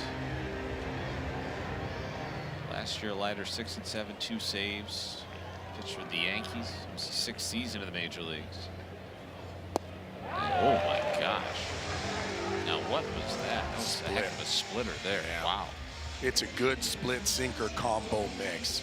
Throws that sinker, he'll throw the splitter. He'll throw the splitter the most of any of his pitches. He will throw a curveball as well, four-seam fastball, and a cutter. But for the most part, you're going up against him, you're going to see sinker splitter for the most part. Oh, Casey looking for a cheap hit there. Not the worst idea. Casey 0 for 3 tonight, couple of strikeouts and a line out. Leiter Jr. is the 4th pitcher tonight for the A's, who saw Jack Perkins start the game, strike out 8, but allow 7 runs on 7 hits. Swing and a miss, nothing in 2. Mark Leiter Jr. was born in Fort Lauderdale, but spent his childhood and his high school career playing at Toms River North High School. Very proud Little League community in New Jersey. And he played his college ball at the New Jersey Institute of Technology, NJIT. Only big leaguer to ever come out of there. Casey on a check swing did not offer. He didn't offer, according to the only man whose opinion matters on that. I think like 14,000 others in attendance were in a disagreement. Well, bottom of the order here hasn't done much for the Marlins tonight. They got the homer from Marcy, which was terrific. Everybody else has been quiet. Ball 2. Marcy's hit that home run. He also was able to get on via the walk. But you're right. Casey, 2 strikeouts on the day. Leo Jimenez, he has himself 2 strikeouts. And we've seen the bottom of the lineup be very productive. All 3. It's a good at bat though. That is. Not chasing that split. There's Jacob waiting his turn. Really thinking about that splitter he's about to see. They're trying to just say, hey, got to see it up. You see it up, you're not going to chase the splitter down. And Casey strikes out. Curveball. 2 up and 2 down for Leiter in his return. Well, make sure you join the Marlins for Top Gun Day on Sunday, July 12th at 1:40 when the Marlins take on the Guardians. A special ticket package will include an exclusive Top Gun cap. Make sure you get your tickets at marlins.com/Top Gun.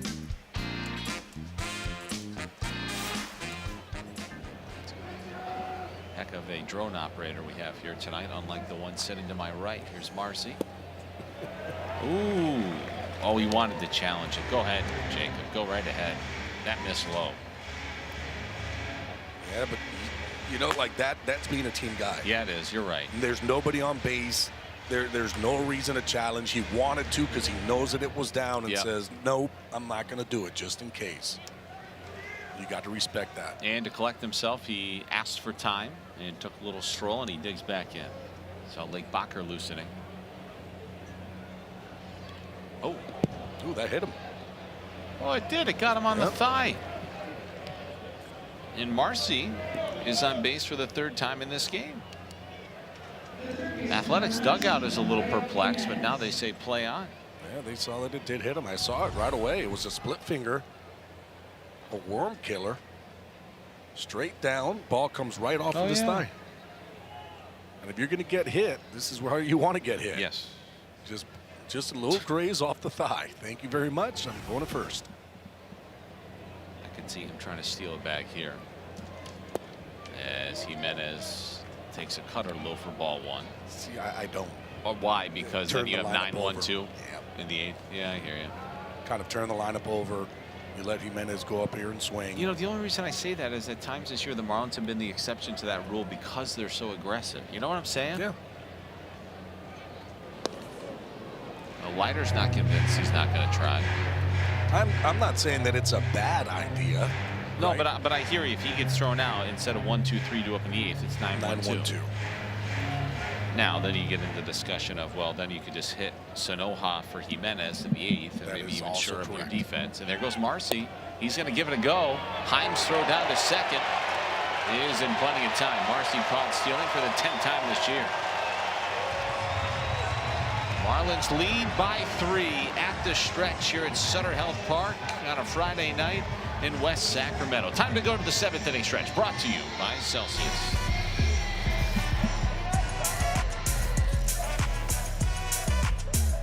Welcome to the stretch presented by Celsius Energy Drinks. Oh, the Marlins playing at the highest scoring park yesterday and then during the week against the Colorado Rockies at Coors Field, and now they are at the 2nd highest park, and certainly the ball game has been indicative of that. The power bats for the Marlins are coming through in this game so far. They had 2 homers in the 1st inning, a 3-run shot from Heriberto Hernandez, capped off 5 straight hitters scoring, and then later in that inning, Jacob Marcy with his 5th of the year, a solo shot with 2 outs. Marlins scored 6 in the 1st inning here at Sutter Health Park. Later, they added their 3rd homer of the ball game. Kyle Stowers, his 3rd hit, number 9, a solo shot in the 6th. That has the Marlins up 8-5 right now. But as Clayton McCullough talked about before today, he said, hey, you never know in this park. You got to have your runs. Because of this at Sutter Health Park, 2nd most combined runs since last year when they started playing here. Homers, number 2 to Dodger Stadium, and hits average 18.5, while they've got 17 right now as we play at the bottom of the 7th inning. We'll get back to Marlins baseball after a quick word from our friends at Celsius. Good. Let me get Celsius real quick.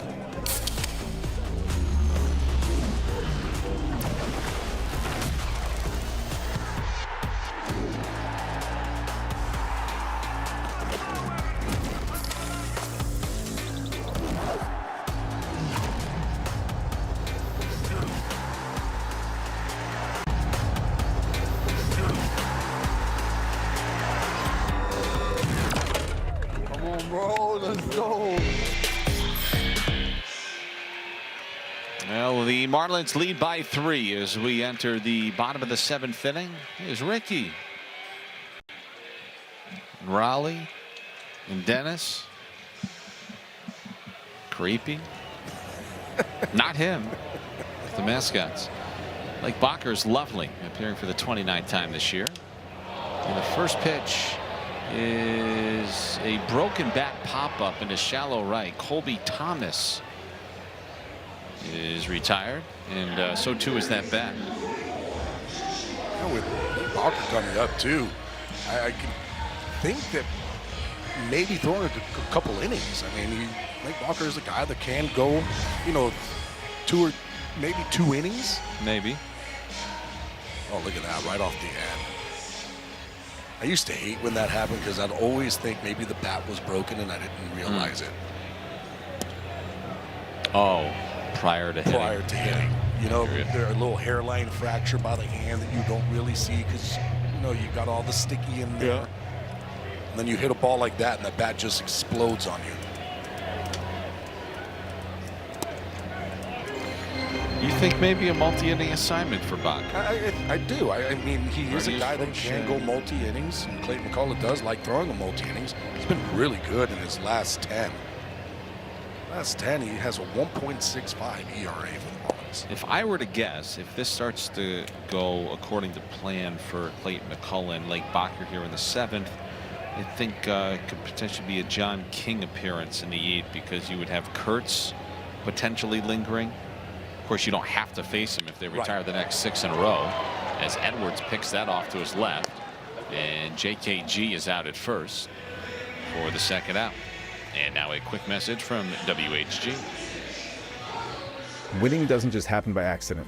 At WHG, we know every case is earned before you ever step inside the courtroom. WHG, preparation wins.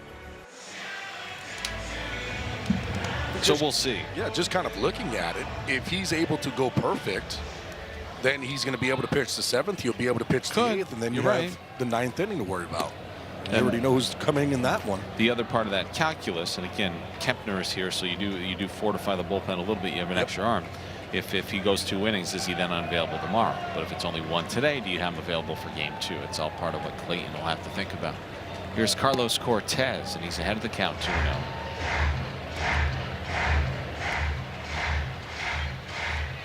Mason Barnett is throwing for the Athletics. They've still avoided calling them Oakland through 6.5 innings, which has been a real treat. It's hard not to. It's the same.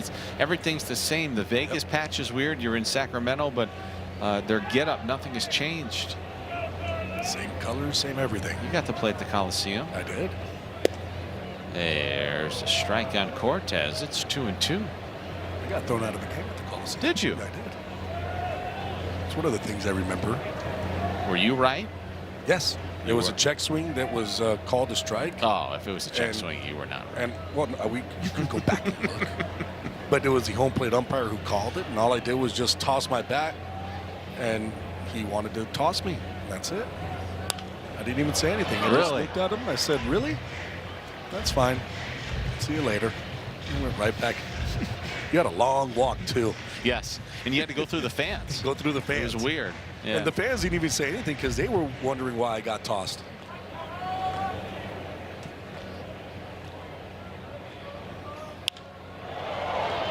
Fly ball to center field. Can of corn for Jacob Marcy. And a very easy bottom of the 7th inning for Lake Bacher on a late night with the Fish here in Sacramento.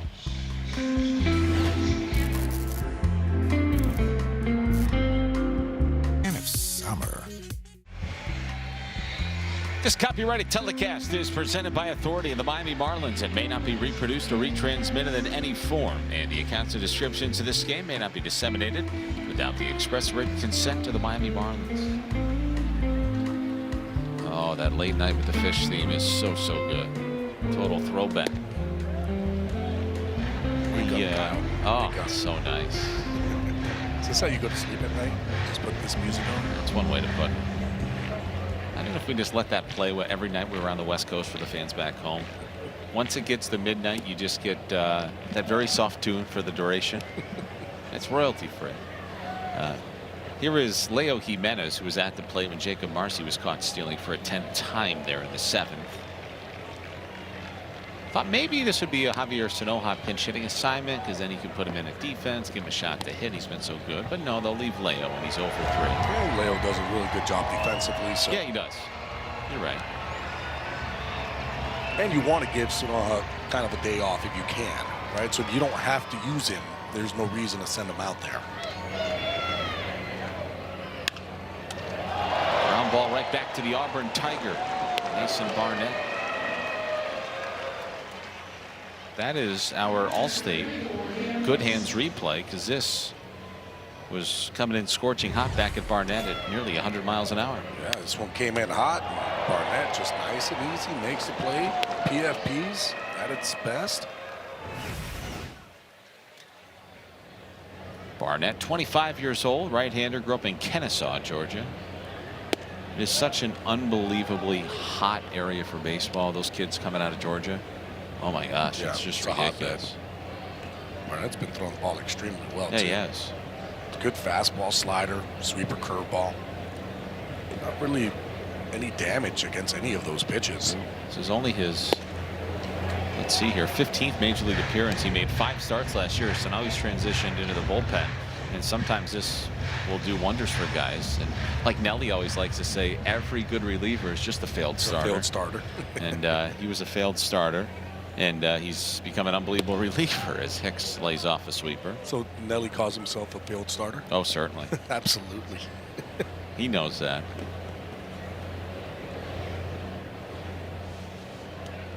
And Hicks 1 for 3 with a single, a walk, and a couple of runs scored. And he takes ball 3. So Barnett has gotten a taste of what'll be his new digs in a couple of years, because he's pitched with AAA Las Vegas this season. 13 to third innings with the ball club there in Vegas. He was recalled on June 2nd, and he has issued a 1-out walk to Liam Hicks. Marlins leading by 3. A little insurance would go a long way. Well, we would love to remind you, you can take Billy home. Just join us on Saturday, July 12th at 1:40 at Lone Depot Park when the Marlins take on the Guardians. The first 10,000 fans will receive an exclusive Billy the Marlins shoulder plush presented by Brand Smart USA. Get your tickets at marlins.com/tickets. Did I see correctly tonight that Khalil Watson collected the walk-off base knock for the Guardians? Remember that name? He was sent along with Gene Segura in a salary dump to Cleveland a couple of years ago, along with Josh Bell. He finally got a taste of the major leagues this month, and I guess he's done a decent job. You remember when he got drafted by the Marlins? Had an interview with him.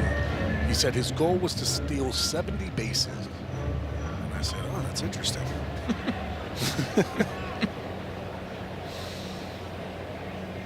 He played in his 15th Major League game tonight.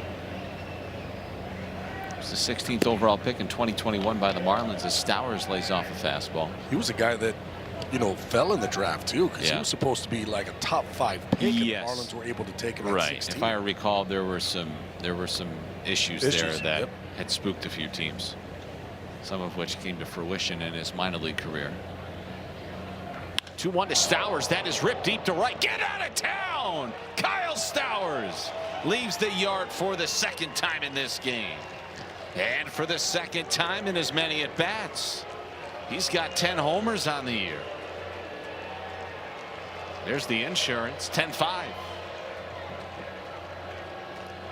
Kyle Stowers quiets this big Friday night crowd. Oh, he knew it. Great. Oh, he knew it. Pedro Guerrero, you know, talking with him about Kyle Stowers, he says, you know what I want him to do? I really want him to get out there with the bat, right? It's not with the body. It's staying back and get that bat head out. What does he do? Just that. Gets the slider. Look at where the hands are. Hands are out in front. Body stays back. Drills that ball at almost 107 miles an hour. Boy, he broke that down into a jog in a hurry. And another Marlins home run for healthcare brought to you by Leon Medical Centers. Each Marlins homer this season means a donation to the League Against Cancer, delivering free care in South Florida. Marlins are putting Leon right in the poorhouse tonight with 4 homers. So 2, 5, 6, 7 of the 10 runs have come via the long ball. You know, the Marlins weren't relying on homers to win games earlier in the year.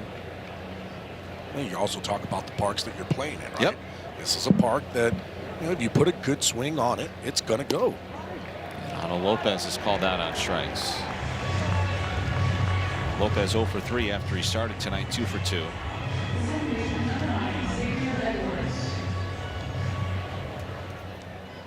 And there's 2 away after the 2-run homer by Stowers.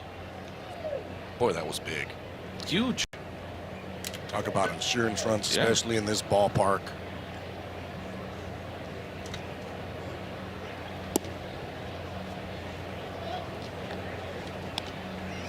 Get greedy. Get another one. Get another 2. Why not? XO for 1 tonight, but he drew a walk. He's also collected a couple of RBIs. He's been on base twice. Oh, that's a good fastball. Man, had some heat on it. I said it was only 95. Boy, that thing. It looks harder than that. Yeah, it did. mean, he's got a good fastball. Guys really haven't been hitting it. Gave up the home run on the slider.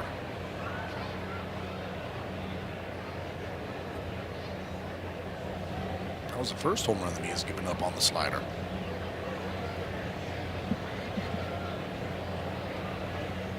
Marlins thinking if we see him again this weekend, hopefully it won't be the last. Stowers flies this to fairly deep left center. Thomas going back with room. He's got it, and the side is retired. But a 2-run homer by Kyle Stowers here in the top of the 8th inning has staked the Marlins to a 5-run lead.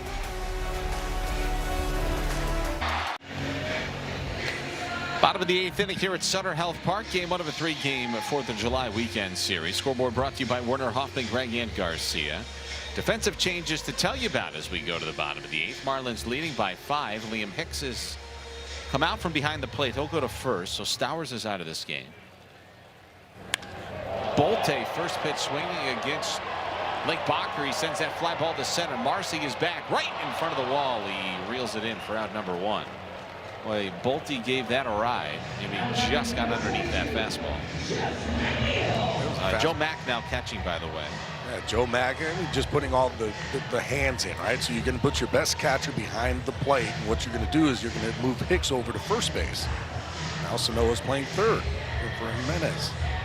So that one was kind of weird for us, right? When we were kind of looking at it, thinking, let Sanoa hit. Let Sanoa hit, and if you were going to do that, because I know that they really like Jimenez at third base too, defensively.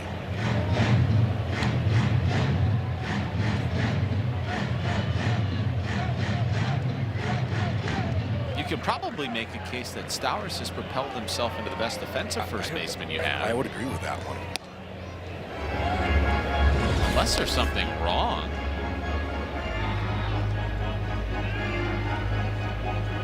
Like Carson Vitale was talking with Stowers, letting him know what the plan was. Oh, geez. It is truly remarkable that there was a day not long ago where there was no netting above those dugouts. Yep. Isn't that crazy? It really is. I played in those days. Yes, decades ago. That's just unbelievable. It was easy to give the ball to the fans. Right after the Second World War ended, the last time Gabby stepped foot on the field, he still had to polish his own spikes. Wait, these guys don't have to polish their own spikes? Not anymore. Not anymore? Jeez, my dad would still make me do it. One long, loud fly out by Bolte has given Bacher his first out here in the 8th. And now McNeil sends one high in the air to center. Didn't have enough mustard on that. 2 out. And 5 up and 5 down for Bacher. A couple of long, loud outs to center.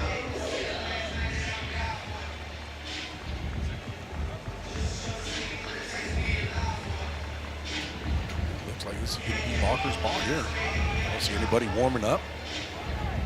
Let's see if we can finish this one off here. Boy, if they polish this off within a non-safe situation, then you stay away from Fairbanks. Yep. And King.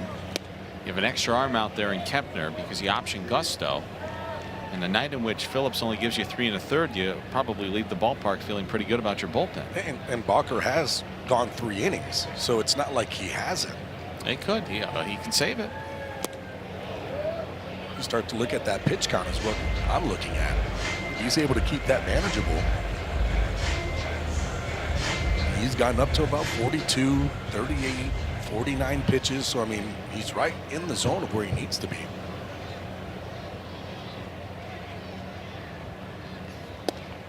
Oh, what a hammer curveball that was on Williams. 1-2.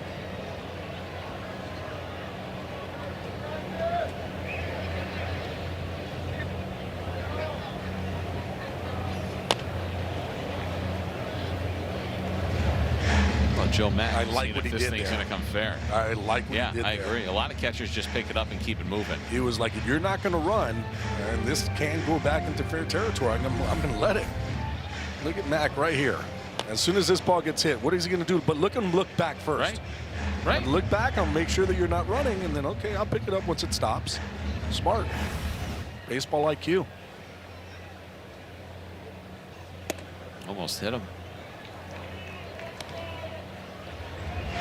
Yeah, it would be an interesting question for Clayton not that we're asking him, but as he proceeds here, do you burn Bakker for tomorrow and potentially Sunday, but ask him just to finish this one? That missed, right? If the question would be, is your bullpen better off tomorrow if you just have Bakker finish it and don't need to use anybody else?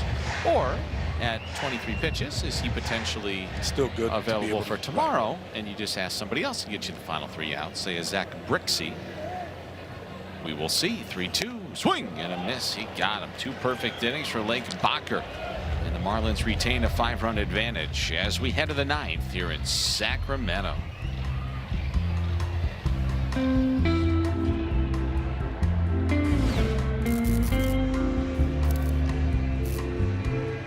Possible. Miami Marlins baseball is presented by the Wells Fargo Active Cash Credit Card. Earn unlimited 2% cash rewards on purchases. Terms apply. Heriberto Hernandez leads off the top of the 9th inning for the Marlins, who have a 10-5 lead over the Athletics. Game 1 of a 3-game series. Coverage for Game 2 tomorrow night. 9:30 airtime. 9:40 first pitch. Gabby will be with Chris Carey and Dallas Braden on Peacock on Sunday. I'll be home watching. Who will be missed? Yeah. Depends on who you ask. You'll be missed from. Barnett gets a 2nd inning for the A's. Heriberto Hernandez was a part of that 6-run, 5-hit first inning that featured the first 5 Marlins to either walk, single, or hit a homer. And Hernandez hit that 3-run homer in the first. It was just the 4th time in team history on the road the Marlins had scored 5 runs in the first inning before recording it out. Pretty crazy. It was fun. Fun to watch. I always get a kick out of Clayton when he's tugging at his hair like that. He's all disheveled. But he puts the lid back on. Probably thinking about what he wants to do with that bullpen in the 9th inning. Saddled up next to Aaron Lenhart, who was a manager in the Arizona Fall League this past fall. Did a great job, I understand. Maybe has some managerial aspirations. Hernandez shoots one right back where it came from. Well, you did ask for a few more, Gabby. Yeah. Why not? So for Hernandez, that's his 2nd hit of the night, 3rd time he's been on base. And Esteury Ruiz is going to run for him. And if you're thinking about insurance, Ruiz might be the guy at first to help you. Look at Lenny. He's going down to get his high 5 from Heriberto. So their speed at first. Here's Conine, who has struck out, walked, lined out, and struck out. And he takes a fastball for strike 1. Now, you're close with the Conine family. Is Mr. Marlin, is Niner up late watching this one? I would say he is. Really? Yeah. Maybe he'd hit the hay by now. No. Big tennis in the morning. Do you think Griff was going to get another at-bat? 1 strike offering is in the dirt. Now, you remember Griffin when he was a little baby. Little guy. I wouldn't say a little baby, but yeah, he was a little guy. Now he's grown into a monster. Now he's a beast. He was a monster when he was little, and now he's like a real monster now. He's so darn well put together. He does not miss a day at the gym. You know. Snap through the first. And we just know.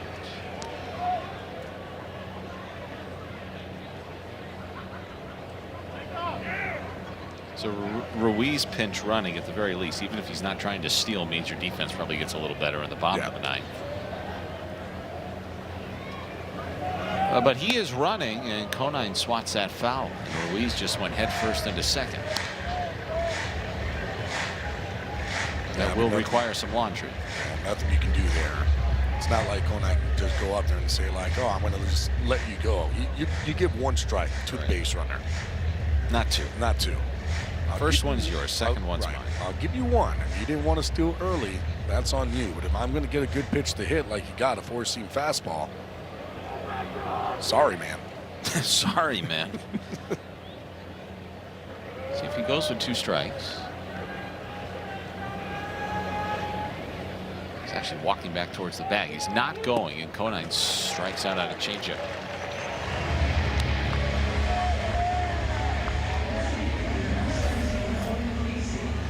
All 3 strikeouts today, all of them on the changeup.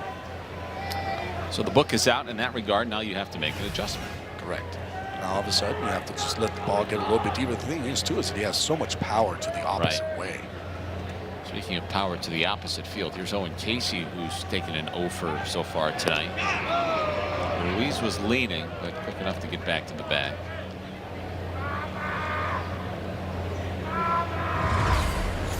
Watch the catcher. And now. Just a little close. A lot of guys will kind of take the glove down and do it. Well, Ruiz clearly has the attention of the Athletics because Barnett's holding a little longer. He seems a little unsure of himself on the mound, knowing how much speed is at first. And Ruiz is not out there to draw throws. He wants second. Well, he thought about going there, but he got a bad jump. And Casey just snapped a look down there as if to say, that was the pitch I was going to let you go. Did you see that from Owen? Yeah, well, I think he saw that Ruiz was going, so he was going to take. Yeah, and then he saw you put on the brakes. And then he saw he put the brakes on, but it was a smart putting brakes on because he didn't get a good jump. Well, he put on the brakes again, and Casey swings and misses. Watch the previous pitch here. Let's see if we can see Owen. Watch Casey. You kind of see him say, like, darn it. Yeah, because he thought he was going, so he was taking. He did the same exact thing on that one too, but hey, when you're a base stealer, you know if you're getting a good jump or not, right? And you're not going to just, you know, get thrown out just to get thrown out. You want to make sure that you have the right jump. He has bluffed on 2 consecutive pitches. Ruiz not going here, and Casey takes. Oh, look at that. A delayed steal. He just could not figure out. He caught him with their pants down. He couldn't figure out Barnett at all. I mean, he was trying to, and he said, you know what? I'm going to just do a delay. Look how beautiful he does it, too. They had no idea. Chaim had no idea. Ruiz in scoring position. The 2-2 to Casey. That is hit a mile to left center field. Thomas is going back. He's looking up at the wall, and it's gone. It's the 5th homer of the night for the Marlins. We were just talking about opposite field power. Casey displays it once again, and he goes deep for the 11th time this year.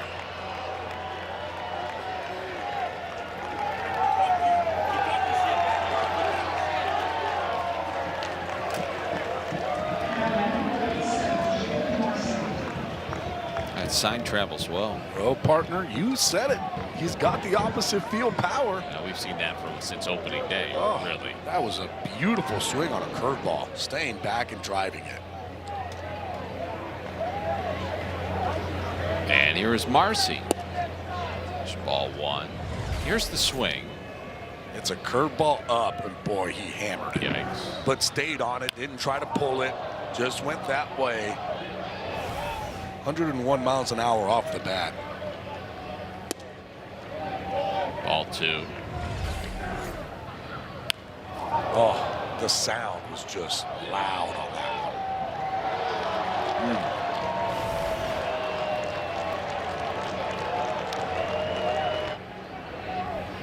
one. And there is strike 1, and another Marlins home run for healthcare brought to you by Leon Medical Centers.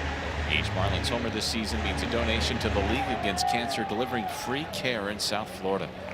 Marlins have hit 5 home runs in this game tonight. That last one, a really big one. Now the lead is back to 7, which is exactly where it was after an inning and a half.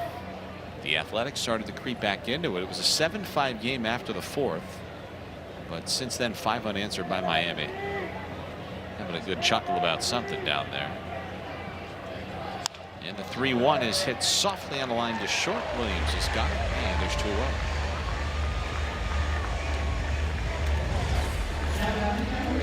Well, I'll tell you what, apparently there are 3 guys behind home plate that have been talking to Owen Casey. And he was letting them have it after that home run. And then what did he do? Go in, you tell the guys, everybody has a little chuckle out of it. Well, I've been there before. You got some fans while you're warming up who are just John, and as soon as you get one, you make them known. That's part of the game. It's part of the game. You're going to talk. I'm going to be able They to hear. talk back They're too. human. They do have ears. They know what you're saying. And here's Javier Sinoja. Javi thinks that this pitch was a little low, and Javi's usually right. ABS is powered by T-Mobile, and Javi's right. How about Javier Sinoja on this road trip? I mean, that was close. Yeah, it was. He's hitting .545 on the road trip after he hit .364 on the previous homestand. He's got 9 RBIs on this trip with a double, 2 triples, a homer, and 2 walks. Pretty good. Well, that's how he knew it was a ball. Yeah. Because he is seeing the ball extremely well. Oh, my gosh. He's hitting 6 of his last 8, including 5 multi-hit efforts in those 8 games. Hitting .538 in his last 8 games. All the while, he plays all over the place. And he takes a walk.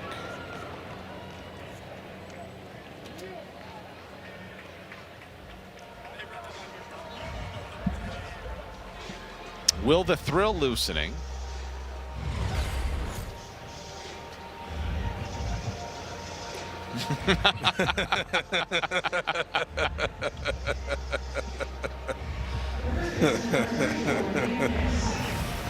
I see. It's all good. It's fun. a back and forth action right there. Yeah.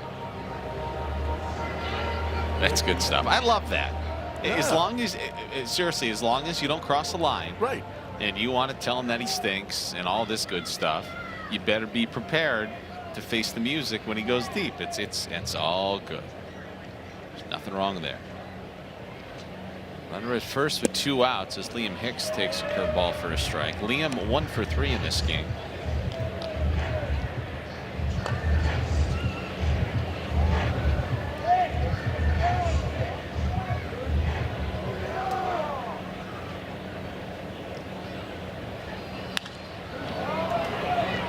Pop up shallow center. Williams and McNeil are out. Center fielder Bolte coming in. And the Marlins have a 7-run lead as we go to the bottom of the 9th.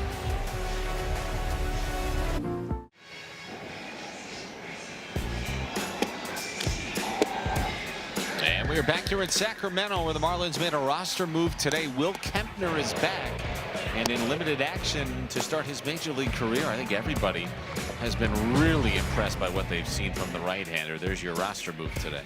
I've definitely been impressed by the right-hander. I mean, it's an electric fastball. In 9 innings of work, he's only allowed 3 hits. That's how good he has been.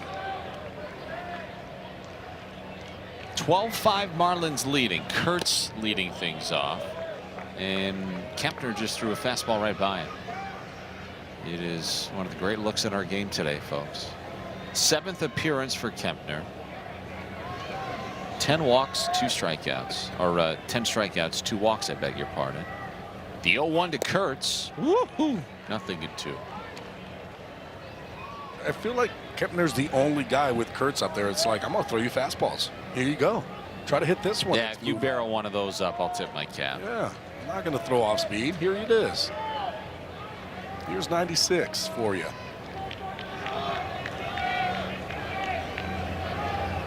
Oh, 2. Got him. Oh. He got him. Nick Kurtz ABS is powered by T-Mobile. Nick Kurtz says, I'm out of here. I don't even have to. Rob Drake was a little fooled by that one. Good strike. Rob just goes, it's a strike. I'm going to throw my lid back on. Let's keep it moving here. Nick Kurtz knew it. He started walking off going, yep, you got me with this strikeout. Look at right here.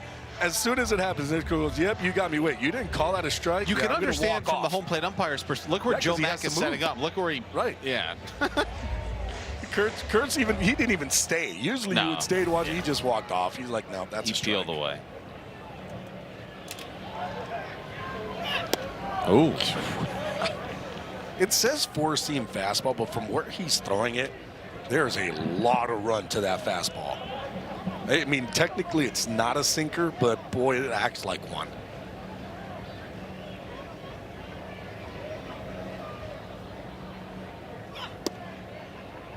Just missed inside. The best part about Will Kempner, Gabby, obviously the buttons are, he's losing the buttons a little bit.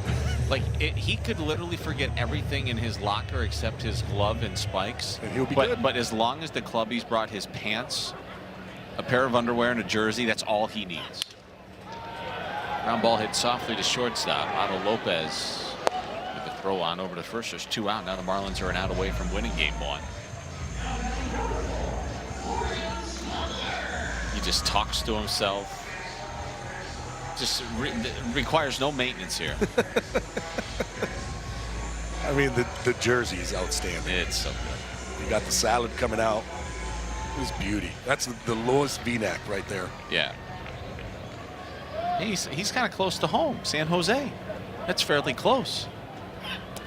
Well, he brushes Lawrence Butler back. Kempner was a 3rd-round pick by the Giants in 2022. He went to Valley Christian High School in San Jose, and then off to Gonzaga after that, Spokane, Washington. Outside of maybe Anthony Bender, who grew up in Petaluma, which is fairly nearby, Kempner's probably the 2nd closest. Swing and a miss, 1-1. So the Marlins are on the verge of guaranteeing themselves at least a 5-5 road trip. But you take one, you'd love to win this series at some point. Continue their 10-game, 10-day road trip across 3 time zones here tonight. Swing a fly ball foul. Almost hit the camera guy up there. It's the 4th game with 12+ runs this season for the Marlins. Time for the 7th most in baseball. 9th time they've scored 10+.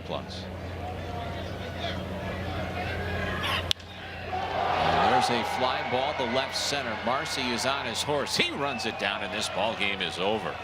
On the strength of 5 homers here tonight, and a pair for Kyle Stowers, the Marlins down the A's 12-5. Hey, great. I mean, the offense came out to play. You talked about it, 5 home run. How about Kyle Stowers, the day that he had at the plate? 4 hits, 2 homers to power the Marlins against the Athletics. So 8 games through the road trip. The Marlins are now 5-3. They will seek a series win against the Athletics tomorrow night. Our coverage will begin at 9:30. Post-game show coming up next for Gabby Sanchez and Craig Minervini, our director Matt Gersten, and our producer John Sulser. I'm Kyle Seeloff. Thanks so much for joining us tonight. It's late night with the Fish, but there's more because the post-game show is coming up when we return.